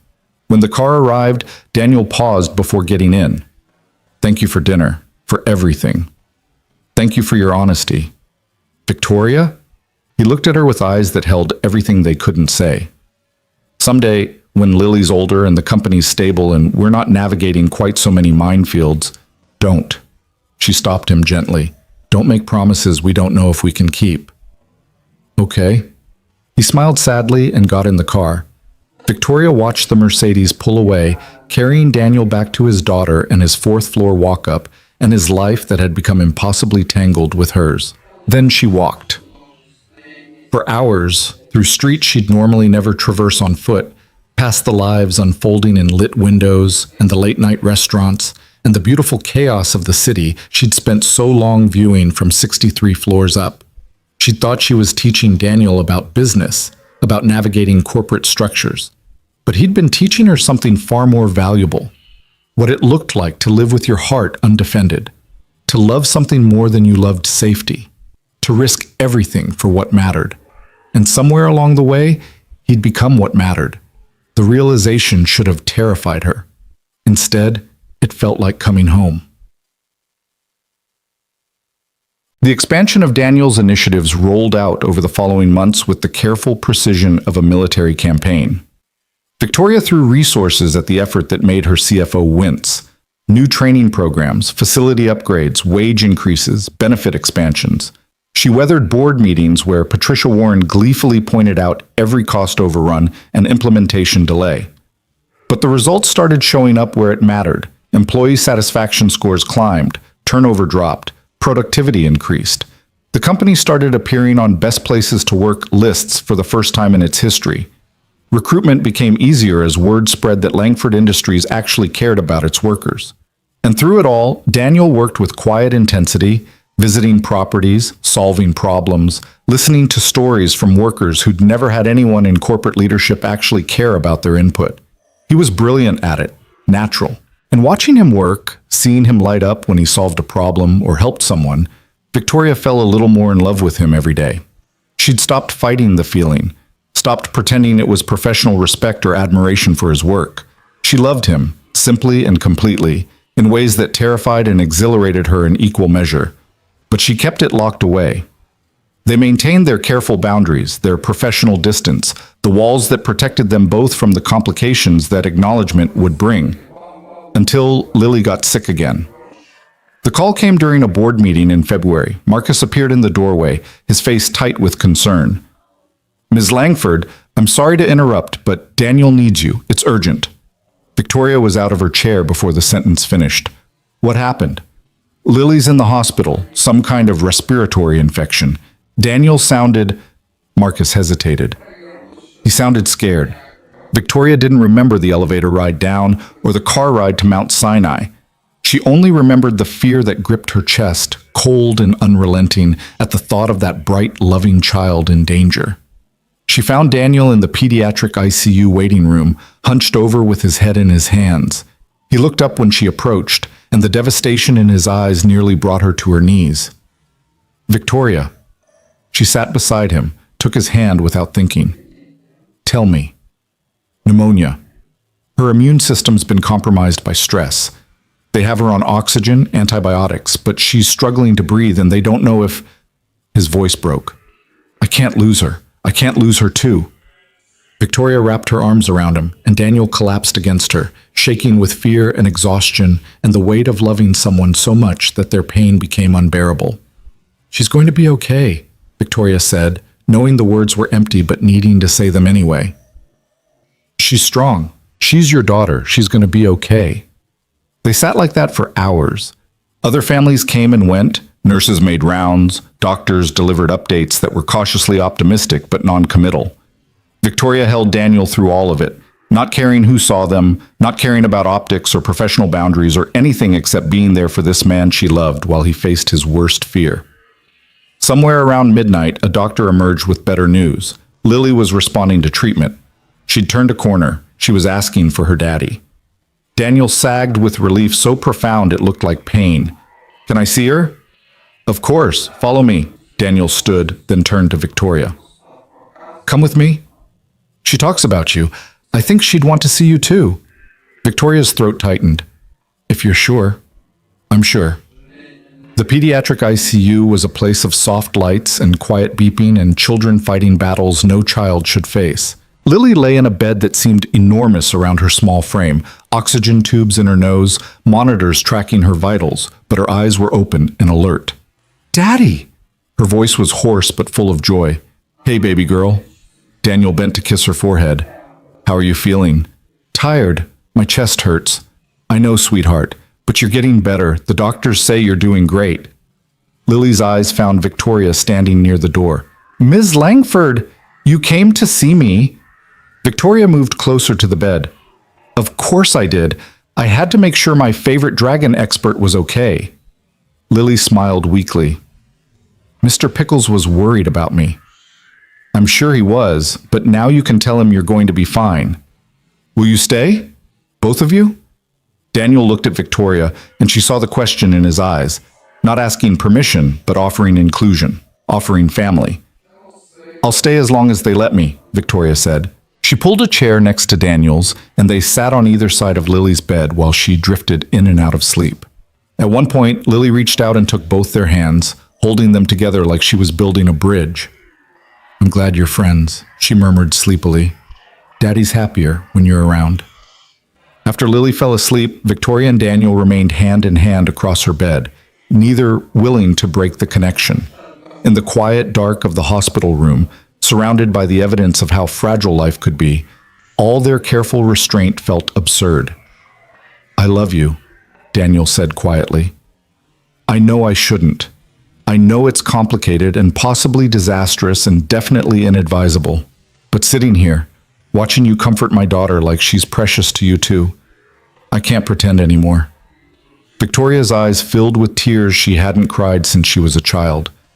"I love you too. I think I have for months. Maybe since the moment you asked me not to tell your daughter you'd been fired. Where do we go from here?" "I don't know. But I know I'm tired of being afraid, tired of choosing safety over life." She looked at him across his daughter's sleeping form. "We'll figure it out, together, the way we've figured out everything else." "What about the company? The board? All the people who'll say this is inappropriate?" "Then they can say it. I've spent my whole life living for other people's approval. I'm done." Victoria squeezed his hand. "You and Lily, you've shown me what actually matters, and I'm not walking away from that to protect an image that was never really me anyway." Daniel's smile was the sun breaking through storm clouds. "So we're doing this?" "We're doing this. Slowly, carefully, with Lily's well-being as our first priority. But yes, we're doing this." Lily stirred in her sleep, made a small sound, and settled again. Daniel stood and adjusted her blanket, then bent to kiss her forehead with infinite tenderness. Victoria watched him and understood that this was what love looked like. Not grand gestures or dramatic declarations, but quiet care given freely to someone who needed it. Service without expectation, protection without possession. Everything her father had never taught her. Everything Daniel had shown her simply by being himself. Lily recovered over the next week and life slowly returned to a new normal.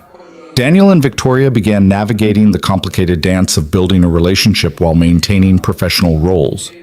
They were careful, discreet, painfully aware of the scrutiny that would come if their romance became public. But they also stopped pretending. Stopped maintaining the fiction that they were just colleagues. They had dinner together with Lily, who accepted Victoria into her life with the easy grace of a child who'd been starved for stability and now had it in abundance. They went to museums and playgrounds and all the small, ordinary places that had never been part of Victoria's life before. Victoria learned to braid hair badly and read stories with proper dragon voices. She learned that Lily liked her pancakes with chocolate chips and her bedtime stories with happy endings. She learned what it felt like to be needed for something besides her business acumen or corporate decisions. She learned what it felt like to be loved for who she was, not what she provided. The board found out, of course. 6 months after Lily's hospitalization, an eagle-eyed photographer caught Victoria and Daniel at a school function, holding hands while watching Lily perform in a second-grade play. The photo made the business pages with the headline, "Langford CEO's Unlikely Romance, Happy Ending or Corporate Scandal Redux." The emergency board meeting was predictably brutal. "This is exactly what we were afraid of," Patricia Warren said, her voice sharp with vindication. "Personal entanglements compromising professional judgment. You've made us a laughingstock, Victoria." "Actually, the company's reputation has never been better." Victoria kept her voice level. "Our employee satisfaction is at a 10-year high. Our turnover is down 40%.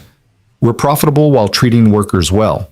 If that's being a laughingstock, I'll take it." "That's not the point. That's exactly the point." Victoria stood. "I fell in love with someone I fired, then hired, then worked alongside to transform this company. Is it complicated? Yes. Is it unconventional? Absolutely. Does it compromise my ability to lead? Not even a little." Richard Chen spoke carefully. "Victoria, we're not questioning your leadership, but we are concerned about the optics of a CEO in a relationship with someone she directly promoted." "Then I'll resolve the optics. I'm promoting Daniel to Vice President of Employee Relations, reporting directly to Robert instead of me. That removes the direct reporting relationship while keeping his crucial work in place." She looked around the table. "Any other concerns?" Jonathan Price smiled. "I move we accept Victoria's proposal and stop wasting time on her love life. I'd like to get back to discussing actual business."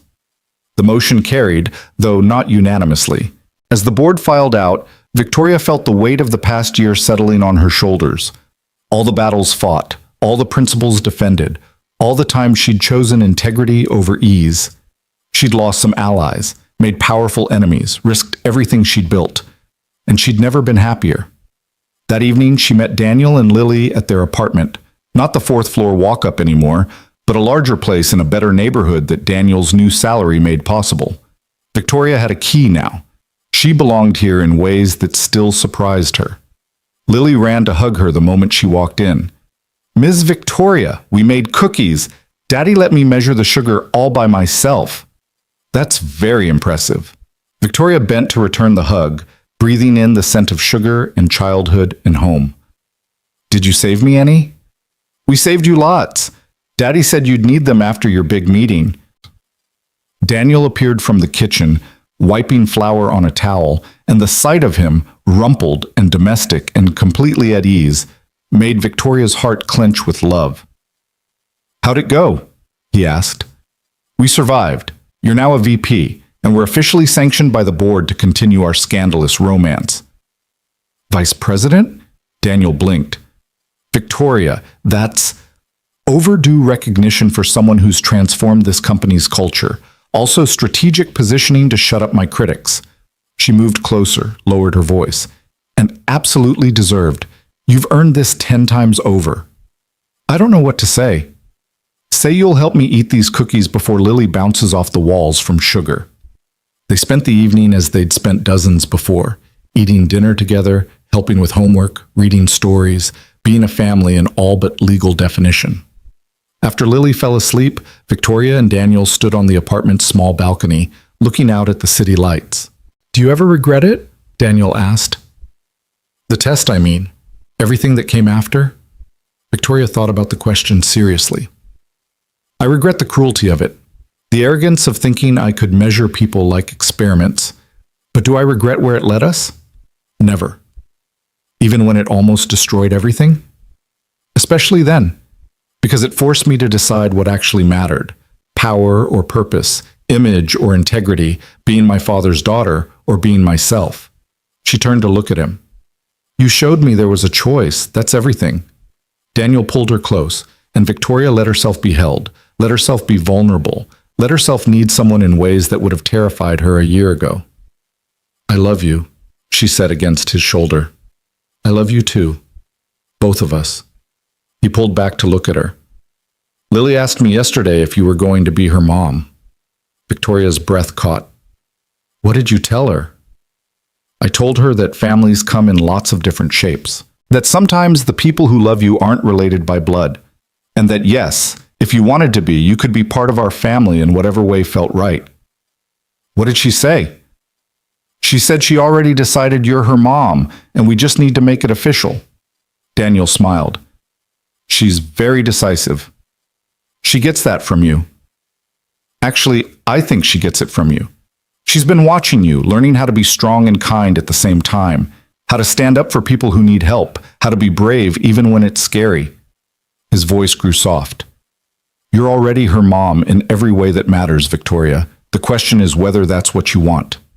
Victoria thought about her empty penthouse, her carefully constructed walls, the life she'd built around power and control. Then she thought about sugar cookies and bedtime stories, and a little girl who believed Victoria could do anything. "Yes," she said simply. "That's what I want." 6 months later, they stood on the rooftop of Langford Tower at sunset, Daniel, Victoria, and Lily. The city spread out below them in all its chaotic glory, millions of lives unfolding in the golden light. The company had changed. New policies protected workers. Fair wages were standard. The culture valued people over profit margins. It was still profitable, more so actually, now that they retained good employees instead of churning through them. But it was profitable with purpose. Victoria had changed too. She'd softened without weakening, opened without breaking. She'd learned that vulnerability was strength, and that the most powerful thing she could be was authentically herself. Daniel had changed least of all, because he'd always known what mattered. But he'd grown into his role, his confidence, His understanding that his worth wasn't measured by his salary or title, but by the lives he touched and improved. And Lily, wise beyond her 7 years, stood between them holding both their hands. "Is this our castle?" she asked, looking out at the tower beneath their feet. "This is where Mommy works," Daniel said, using the title naturally now. "But our castle is at home." "I think we have 2 castles." Lily looked up at Victoria. "Right, Mommy?" The words still made Victoria's chest tight with emotion. "Right, sweetheart. 2 castles and 1 family. The best family," Lily declared with the certainty of a child who'd known loss and now knew love again. Victoria pulled them both close, and they stood together on the rooftop as the sun set over the city. This empire that had once been everything to her now felt like just the setting for what actually mattered, the man beside her, the child in front of her, the life they were building together. The test was finally over. The walls were finally down. And Victoria understood at last what her father had never learned. Power meant nothing without humanity. Success meant nothing without love. An empire meant nothing if you ruled it alone. She'd built monuments to ambition, but Daniel and Lily had taught her to build something better, a life where strength meant service, where leadership meant lifting others up, where the highest achievement was simply being present for the people who needed you. The city lights blinked on one by one as darkness fell. And standing there with her family, Victoria finally felt like she'd come home. Not to a building or a company or a legacy, but to herself. To the person she'd always had the capacity to be, if only she'd been brave enough to try. The test had measured everyone's character, but in the end, it had revealed Victoria's capacity for growth, for love, for choosing humanity over hardness. And that was the most powerful thing of all.